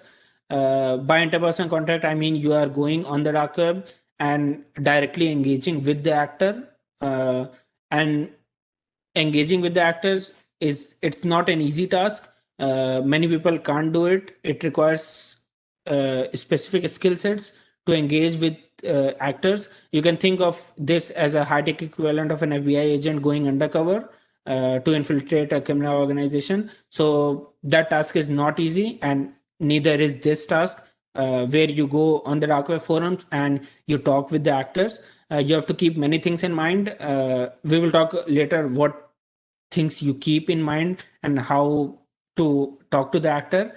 And so basically, if you're doing human intelligence properly, then you can find out many things about the attacks. Like, you can find out what are the intent behind the actors attacking some particular organization, or you can also find out what new TTPs they are using, what new attacks they are talking about, which new organization they are trying to attack. And you can get to know these things if you have that kind of relationship with the actors. And it takes a lot of time to do these things, but it can help your tool-based hunting, in sense like you can either get new attack vectors, or you can get new attack TTPs through this method, or you can also do post-attack investigation. So suppose, for example, if your organization's data has been breached and someone is selling that data on the dark web, then you can activate your human intelligence and they can go on the dark web, and if they have that kind of relationship with the actor, they can see if the actor is selling fake data or real data. Because there are many people on the dark web that sell fake data, so you can find out if the data is real or fake. Moving to the automated part, so how you can automate your threat hunting, or how you can automate your tool-based threat hunting. So I will talk about one example of how you can do it. There are a lot more ways you can utilize this to make your hunting pipeline or automate your hunting pipeline. So starting with, when you start with this, you need different onion links, different forum links or marketplace links, and SOX proxy. So you can write simple automated scripts, or you can write scripts that you can automate to get the links and the SOX proxies.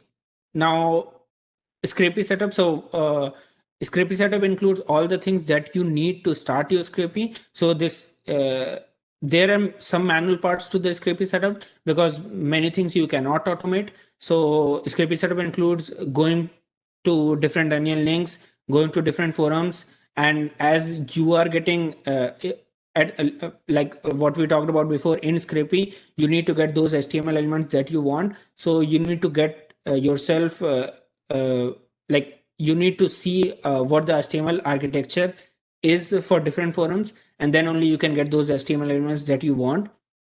And another thing is you make accounts for different forums. Obviously, you can automate account creation, but you can do it manually also. So you can do either those two things, and you create accounts, you get those cookies, you get those account credentials, and then you put into Scrapy, you set your multi-threading, whatever threading you have based on your system, and then you start Scrapy. So crawler, parser, and analyzer, these are basically parts of Scrapy that we talked before. So crawler gets the HTML page, parses the HTML page, gets the HTML elements, and analyzer is where you will put the data into the database and then analyze it. In this case, what I'm doing, what I usually do is I put the data into JSON. And again, as I told you before, based on your organization's threat model, you focus on that particular data that that is the requirement and that you want. So you don't, as Scrapy is a multi-threading web crawling framework, it gets data really fast. So you don't want all that data. You trim data according to your needs. So this is where analytical concepts like NLP or machine learning comes into the play, because majority of like most of the data is text-based data. So you need some kind of NLP or ML processing to filter out the data. So this is where I get the data into JSON format, and then the basic idea is to train a model. First, get some part of the data, train a model based on an organization's threat model or requirement, and then put that model into place to trim out that data or to get only that data that you want. And then you basically put into Elasticsearch. And then this whole process goes on and on. The part or the use of Redis here is, as I told you before, Scrapy gets data really fast, and it is a multi-threading thing. So you may get duplicate data. And yes, Scrapy does have duplicate filter, but if your Scrapy breaks down and if you have to start it again, it doesn't work. So that is why you have a cache data or cache-like database where Scrapy gets the commands from that database of what you want to scrape further, and you basically give a unique identifier for different data that you get, and it keeps in Redis, and then Scrapy automatically gets that data or gets that thing from the Redis, and then it goes on crawling or goes on getting data from the dark web. So this is basically one example of it. You can think of many other things in this example. Also, you can place many things here and there, and you can design your own automated hunting architecture. So moving on, let's talk about the overall picture here. Like we just talked about hunting and getting the data, but we didn't talk about how you plan all this and what do you do after you get the data.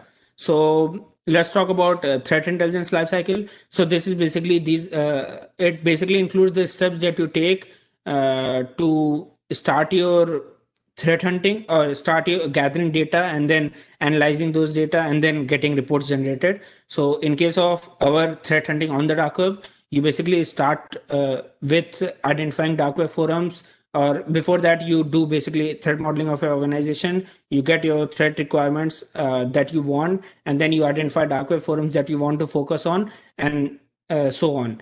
Then you start your script, you start collecting those things in the collection phase. In processing phase, you basically process the HTML page, you get the elements, and in the analysis, you analyze using some NLP or ML methods. After that, you either create reports, you create alerts, and you create different kinds of graphs or visualizations, and then you send it to your managers to look into that. So this is basically a crux of how you start and end for these kind of things, and how you do these things, this particular thing of threat hunting on dark web when you consider the overall picture of it. Going a little deep into it, so starting with threat modeling. So basically what threat modeling is, you define your critical assets of your organization or the assets that the actors can target. So this can include anything starting from your products or similar anything. So this is where you spend most of the time, because you need to focus on things that the actor can target, and similarly you focus on different dark web forums where these kind of things happen or where these kind of things are being talked on, and this is where you can prioritize different kinds of risks. So for example, you can use pyramid of pain to prioritize risk based on your organization's requirement. So for example, if you are an organization that want to focus on getting domain name or IP address from the dark web, then you can focus on those forums that have those kind of data, and then you can grab those data and then analyze those kind of data. Or you want to focus on TTPs, then you can grab those data and analyze those data.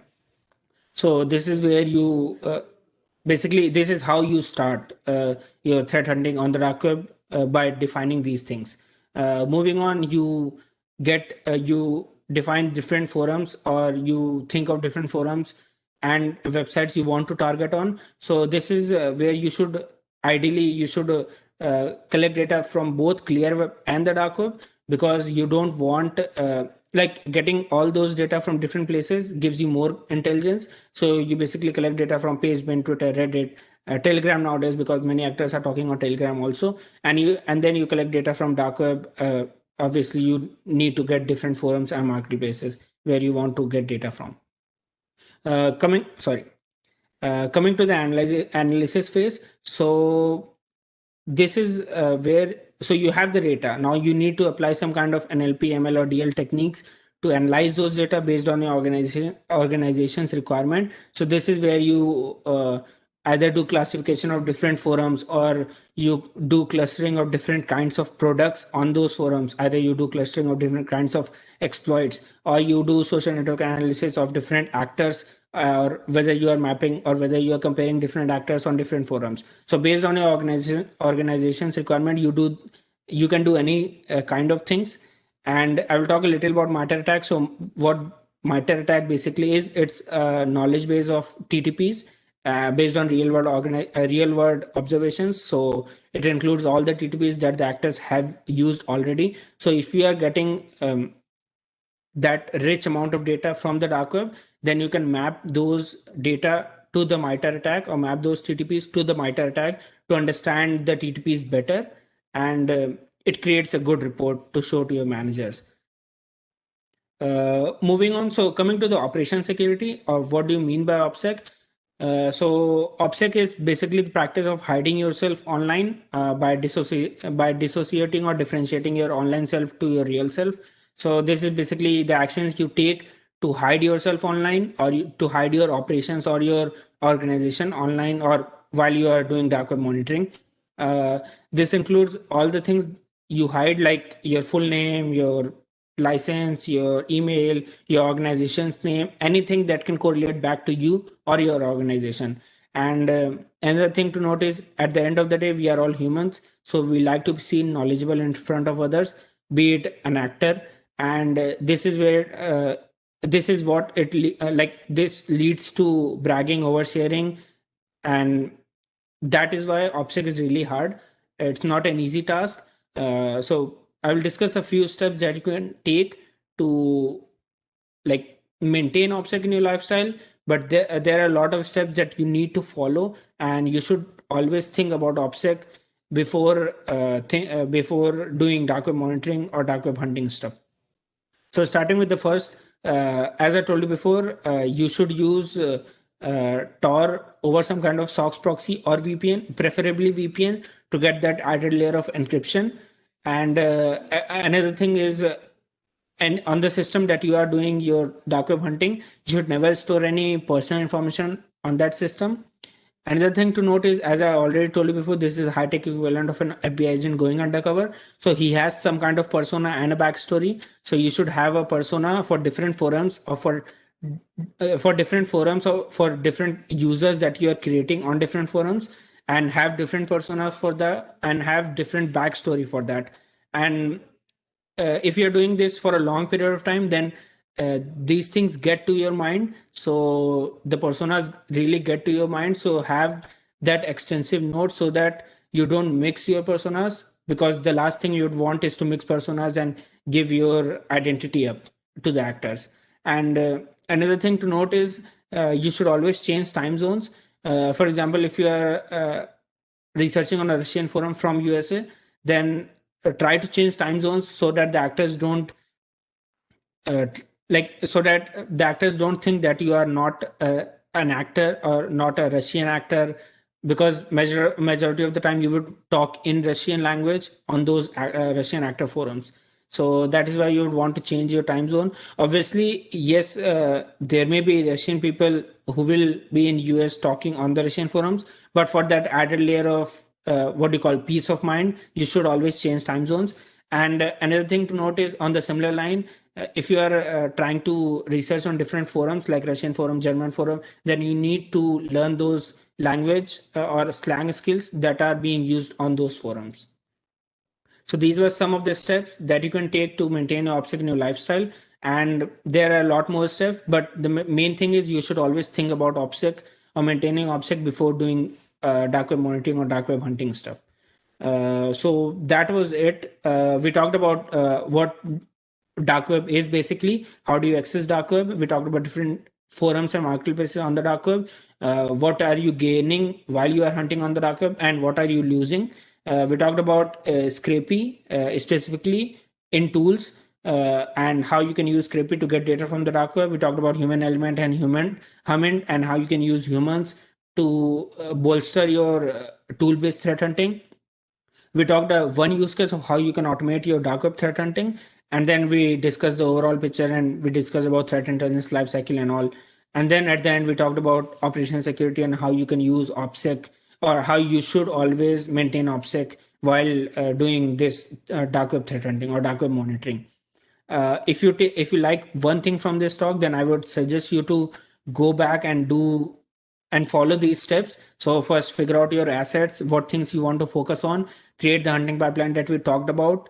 You start your scraping, start putting data into elk, and then once you have a good amount of data, try searching your company's name in Kibana, or your company's products in Kibana, and then if found, then try to analyze those results, try to see which forum talked about those stuff based on related to your organization, which particular actor talked about those stuff, and then try to monitor this like regularly, and do this basically on a monthly basis, and then report it to your team, and you will see the results out of it.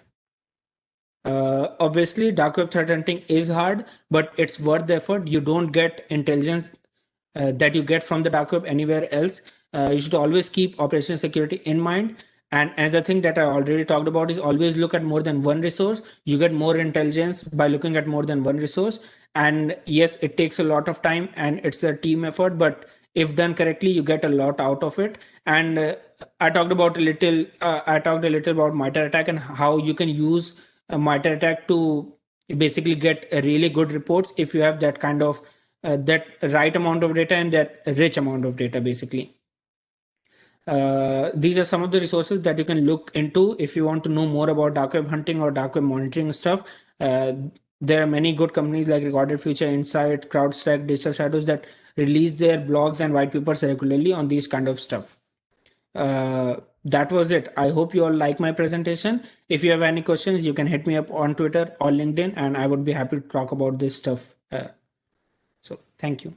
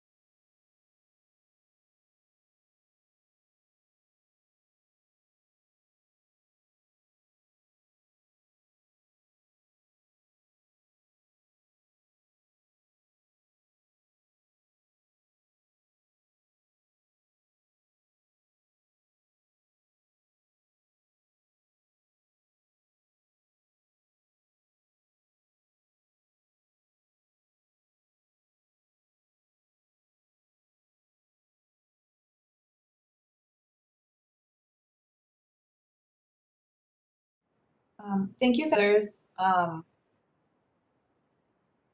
several other presentations in there, but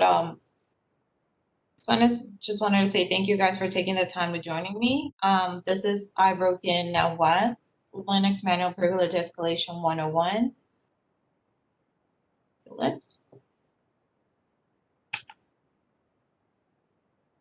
who I am. Bachelor's degree in computer systems engineering. I'm a senior security engineer with a little bit over 7 years of IT experience. I'm a red team enthusiast. I'm by no means a hacker. Have a CCNA, SSCP, HAPT, CISSP, just kind of like a little alphabet soup in here. More complex alphabets. Experience on incident detection and response. Honestly, I've always found incident detection really fascinating because with the information that you have, like you're given little pieces of information and put a picture together, which is definitely really fascinating. And you kind of get to do a little bit of detective work, which is awesome. Favorite color is pink. And when I was a kid, I was terrified of Mr. Clean. Creepy and grumpy. But yeah, like I guess you grow up and you learn. If you're a blue teamer, why are you teaching me pen testing stuff? A very common question that I've always gotten. I had coworkers reaching out to me like, why are you putting so much effort into this? And, like even one of my old bosses, like, you do realize we don't pen test in here, right? You're never going to be a pen tester, at least not in here. I mean, it makes a lot of sense. But I always thought that if you really want to protect an environment, you have to think as an attacker, right? So you want to know how an attacker would act in order to, in order for you to take the right measures and, like the right actions for you to protect your environment. Another thing is that is very common. The industry tries to glamorize contesting, and it's true. Red teamers are fascinating, like just I get to be a hacker and I use the hashtag hacking and I'll take selfies and post them on Twitter and, like just with my hoodie and that's fun. But they really don't talk about the challenges that a blue teamer would face. A red teamer starts there, they go through all the steps. First and like it's over. I'll go home and watch the Kardashians or do whatever I do.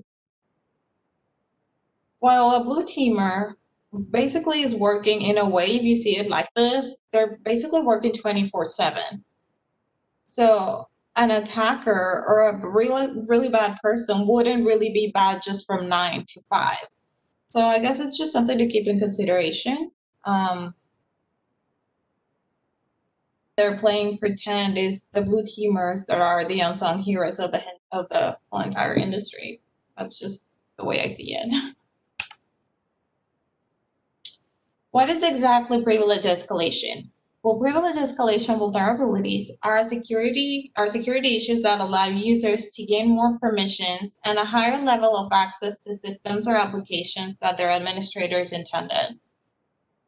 These types of flaws are valuable for attackers because they're needed for full exploit chains, but can be overlooked by defenders or developers because of their lower severity scores. So what does this even mean? It's just like a whole bunch of text. But if you think about it for a second, whenever you compromise an application, whether it's, like via port 80 or port, like just through SMB or through FTP, you manage to gain a shell. Now that I think about it, I've never really seen FTP in production. I'm pretty sure some people still use it, but it's a very old protocol. And you don't really gain access to system or to the administrator user or to the root user. If In an ideal world, a system administrator works under privilege. What does this mean? You give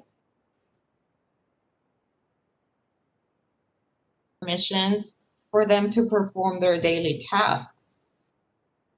And when I mean just talking, for example, Bethany from accounting, or Pedro from the front desk, or Alice from accounts payable, or like Bob from project management, or users. But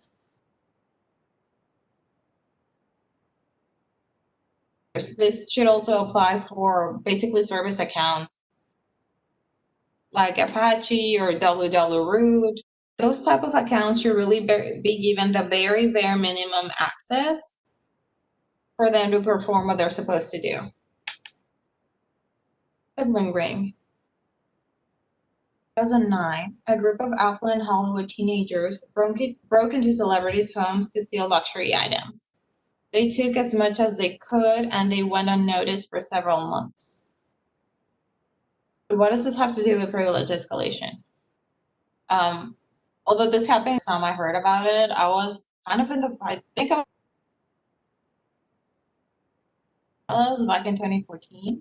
And if I'm not mistaken, they even made a movie about it. But when they interviewed these people, I was so surprised about the answers that they gave. They were like, yeah. So we looked at the most obvious solutions, or, like for the most obvious things to do for us to get access. We created persistence in a way where we could have taken a copy of the key if we wanted to. And yeah, we got so used to and so comfortable with it that we started taking much as, like we could and we wanted. So 3 things came to mind. They were persistent. They looked for the most obvious or easy solution. They managed to remain sneaky. So those would be, like really good things, escalation, or even for compromising a machine for the first time. Cubs is like pen testing, but backwards. Awesome. The ugly truth. And when I say the ugly truth, that we face, again, this industry is really going to try to glamorize pen testing, which is, it's pretty cool. But one thing to take in consideration is, for example, it is unlikely that you'll find one size fits all type of exploit. Whenever you're trying to work with an exploit, you're going to give you a shell. You have to make some changes. You have to, like if you're lucky, you might only just need to change like the port number and the IP, but there's a lot more to that. There might be like a directory that you need to change. I don't know, attempt to brute force with just a different username, or maybe you're missing a library, which those are a nightmare if you're really not familiar with any type of programming. So, pivoting to privilege escalation. So this kind of reminds me of who are the people in your neighborhood. Just because you're not able to gather something useful from your current, like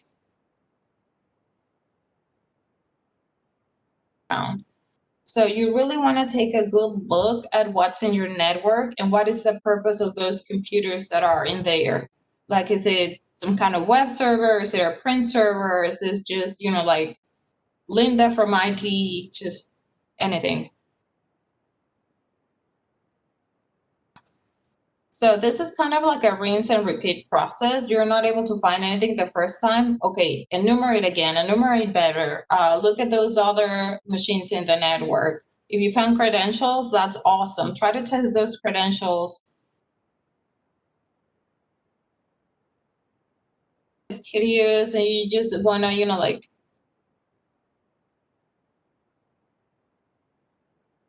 privilege escalation. actual pen test.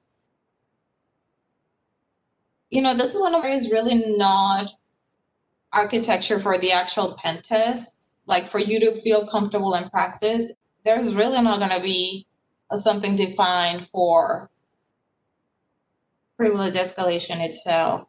Creating sandboxes for customization, research, and testing. Well, you know what they expect, and you don't want to get in trouble. So if there is an exploit, or if there is like you have a defined privilege escalation methodology, you're not just going to run to the client machines and try everything just like crazy. If it's something you're not familiar with, it really doesn't matter if you're practicing like in Hack the Box, or like what's the other one? What's a try harder one? Oh, OSCP, that one. And anyway, it really doesn't matter, because you can just reset the machine and then you're good to go. But in the real world, you can really mess up a client's environment and then get in trouble. Awesome. Now my slide is really not exactly working. Okay, there it is. Yay. Okay, explain like I'm 5. We're really not going to reinvent the wheel in here. We're just gonna talk about a little bit of the basics when it comes to, like the attack kill chain. For example, reconnaissance. Identify it. Try to gather operating systems, architectures, versions, anything that we could potentially and very useful. A lot of people say don't underestimate the power of reconnaissance. Saying, hey, I hacked into this box and I didn't enumerate. So, I mean, this is just common knowledge. Everybody knows that if you want to start getting an initial shell, it's very important to, like enumerate well.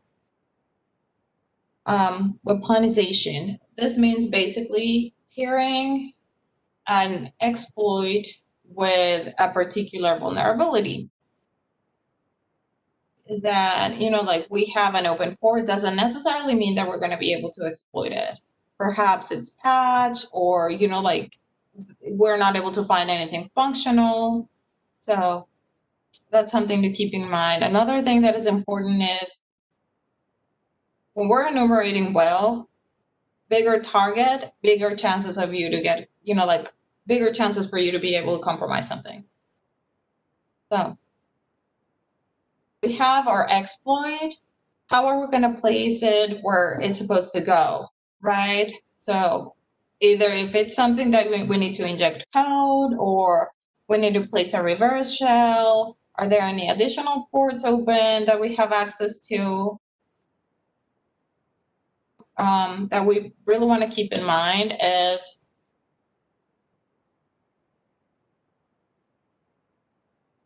for example, and I used to say, okay, here's an exploit, but why doesn't this give me a shell? Where is my reverse shell? Why am I not able to connect to the, like the end host? All exploits work the same. Some of them might do different things that you could use to your advantage. For example, this particular case when a hash that I could use for a web application. So I had to correct the hash, use, like the standard, like default admin name, and boom, I was in. And it's, like self-explanatory. How do we activate the payload or the exploit that we just delivered? How do we trigger it? What do we have to do? Whether we have to, like just make a user click on something, or make a user open an attachment. So there's some from our end, or an action for it to work. do we want to add or install additional tools? A hands-on keyboard, right? We're basically able to do anything we want, and at this point we kind of have full control. Actions and objective. So what were we trying to gather out of all of this? We're fun because we're bored. Are we really bad people? Is this just an engagement, like from a client? So whatever your final objective was, basically we just get to it.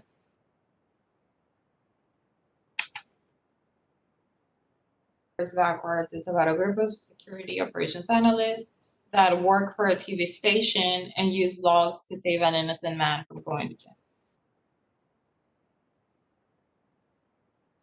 This means, and I saw this like years ago, but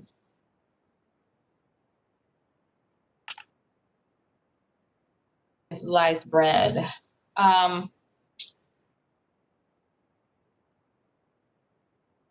The word toxicity, but industry when it comes to the use of Metasploit.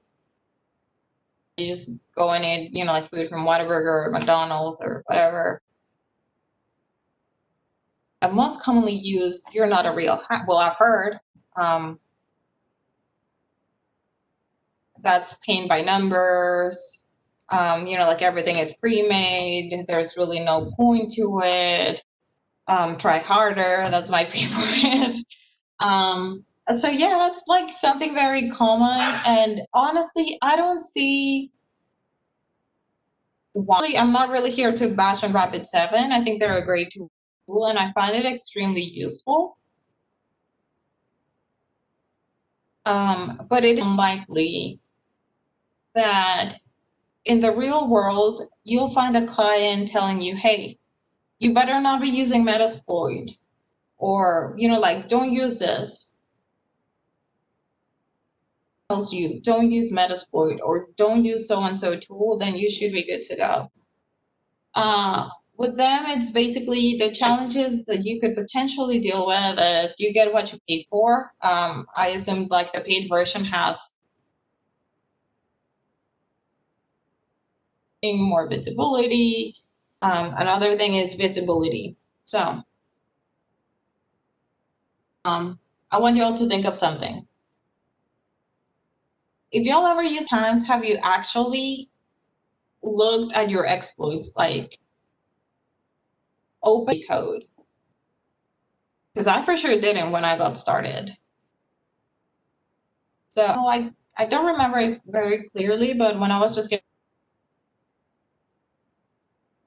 that I use it, I think it was for a net tappy vulnerability. It was for a very old Windows XP machine, and it didn't really even give me like a shell itself. It gave me an BNC session, and it was slow as crazy, and I could very barely move the mouse, but I felt like I was a hacker. Anyway, customization requires expertise. There's two things to this. You really have to know what you're doing in order to get the results that you expect. And this applies pretty much for everything, not just for pen testing. So if you really want to be able to write your own code, you have to have a good understanding of the vulnerability. Just get familiar with the vulnerability itself. Just learn how it works. What are the limitations for which operating systems or for which type of services, would apply to. So here is pretty much like a little rundown of our Metasploit modules. We have auxiliary, payloads, exploits, encoders, and notes. For auxiliary, this is, I'm going to have to say this is definitely one of my favorite modules because even though it doesn't really give you a shell or an exploit, information that you could gather and what you could potentially use during other steps, and even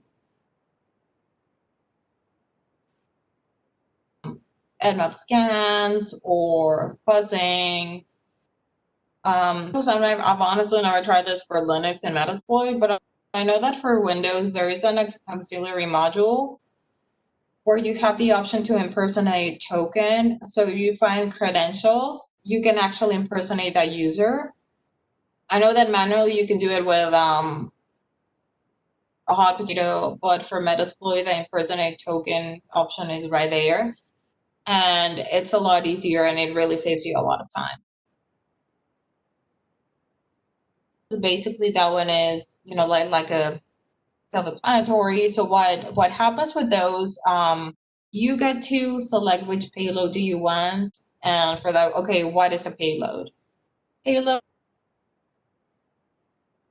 is exploitation or what you want with your victim computer. Do you want to get a reverse shell from it? Do you want to connect to it directly via, like TCP bind, or do you just want to be funny and pop in the calculator? Well, that is a potential payload. Pretty much all the potential codes that we would want to use. The format of the presentation that we want to give to our equal secure. I honestly believe that there isn't such thing as this is unhackable or this is 100% secure. It doesn't exist. You might as well be looking for a unicorn. Just gonna add that extra layer of security and you might make it trickier for them to find you. Then there's no for no operators. And what is a no operator? It doesn't do anything. And why would we want an operator that doesn't do anything? Well, for example, for memory alignment, we're trying to use buffer overflows if we want a pointer to point or to be assigned to a certain part of the registry. There are certain programming languages that do not allow nulls. Instead, to invalidate or void an instruction. That's when we use a no operator. MSF Venom. MSF Venom is a tool that allows users to generate payloads and encode them. The MSF Venom are one single tool, standardized, and increase the speed. So what I mean with one single tool is the fact that before 2015, there was a combination of MSF payload and MSF encode. And now you can just it's all bundled up together. So that's awesome.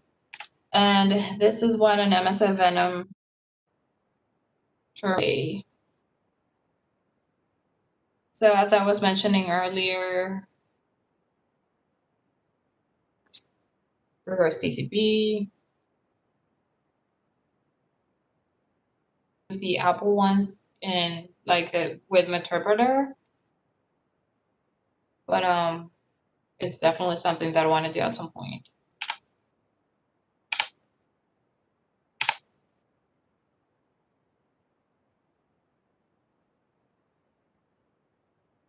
Done. These two are the ones that I most commonly use: Linux generic and Python. Would do an exe. So you can really always have to go to Metasploit and kind of look for them. Why escalate privileges? And that's a really good question. Knowing your distribution type, and that's gather general info. So I used to think that Linux distributions were pretty much like Matthew McConaughey movies. You've seen one, you've seen them all. But that's really not true. Really not available for other distributions. And others is currently running. You want to be able to visualize what you're fighting against. right? So you want to see which applications and services are running, so you might be able to exploit them. Weak file permissions. So we might be able to exploit that. For example, the typical case of Linda from Accounts Payable has permission because she's always been harassing, like the IT department, and everybody's afraid of her. Times, like I was mentioning before, it's not really the fact that you have to be extremely technical. You just have to keep your eyes open. A lot of the times it's the fact that as they really do their due diligence and incorrect permissions are assigned, which is basically for Linux scheduled tasks. Configuration files. So with configuration files, the fun part is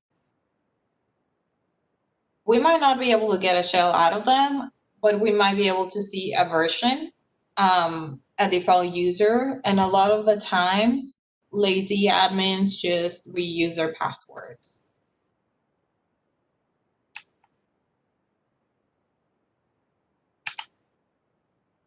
Possible to replace legitimate binaries with our code as a means of executing them at higher permissions level.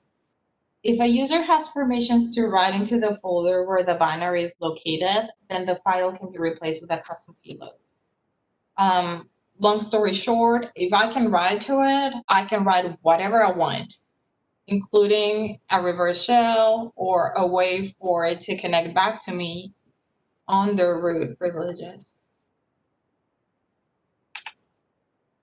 And so a lot of you guys are really familiar with all of these commands. We're really not going to go super crazy on them because I don't want to put you all to sleep.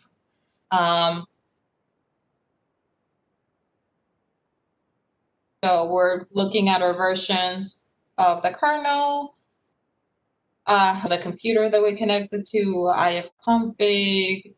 We want to see our current IP, ARP-E, to look at our local addresses, which ports are open, which, like services are in there, which port numbers. We can see ID, which user are we, password, for example, that would be like all the current accounts or all the current usernames that are in that computer. Sudo-L bits. Honestly, this is really important when it comes to privilege escalation. So sudo kind of, it stands for super user do. I'm so sorry, guys. Okay, so here's what happens with me. I speak very broken English, but in my defense, I've been in the US for like 5 years. So anyway, so this is recorded, but if y'all ever have any kind of issue understanding what I'm trying to say, just ping me and I can totally repeat that. So back to sudo. Yeah, super user do. So there are times not have root privileges doesn't necessarily mean that there are not certain commands on the root permissions. So I like how I'm having a window open. Something and it doesn't work. So screen button here, sudo-L. What does this mean? All the applications and all the potential commands that I could run under root permissions. I'm going to try to do sudo vim. I like how I cannot type for my life. And then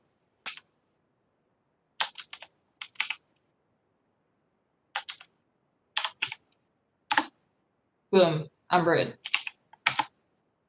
So basically what I did in here was abuse the vim option that I have. I can see that for Nano, I can see that for FTP, I can see that for, I'm gonna go back to my old account.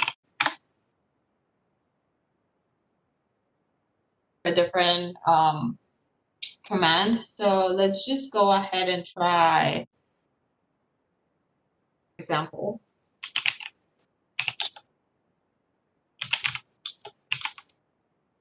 Oh, okay. Yeah, there is still a way that I can abuse this if I do an exclamation point. Boom. I'm root. So another thing that keep in mind is that you want to keep in mind is under the sudo options, Google that. So it's like, okay, how do I abuse Nano and map option? So this is really helpful. Files, world writable directories, world writable files, and checking for unmounted file systems. Why on earth would I want to know, or how is this anything useful? Okay, because if you want to be able to copy your post-exploitation tools or any tools that would potentially help you, you want to find a location where they work. If I can write to it, I can write whatever I want. Just basically see which applications are installed as root. What files am I able to see under the HTML folder? This would be, especially useful if we're talking about a web server. And in here, which applications are running under SUID.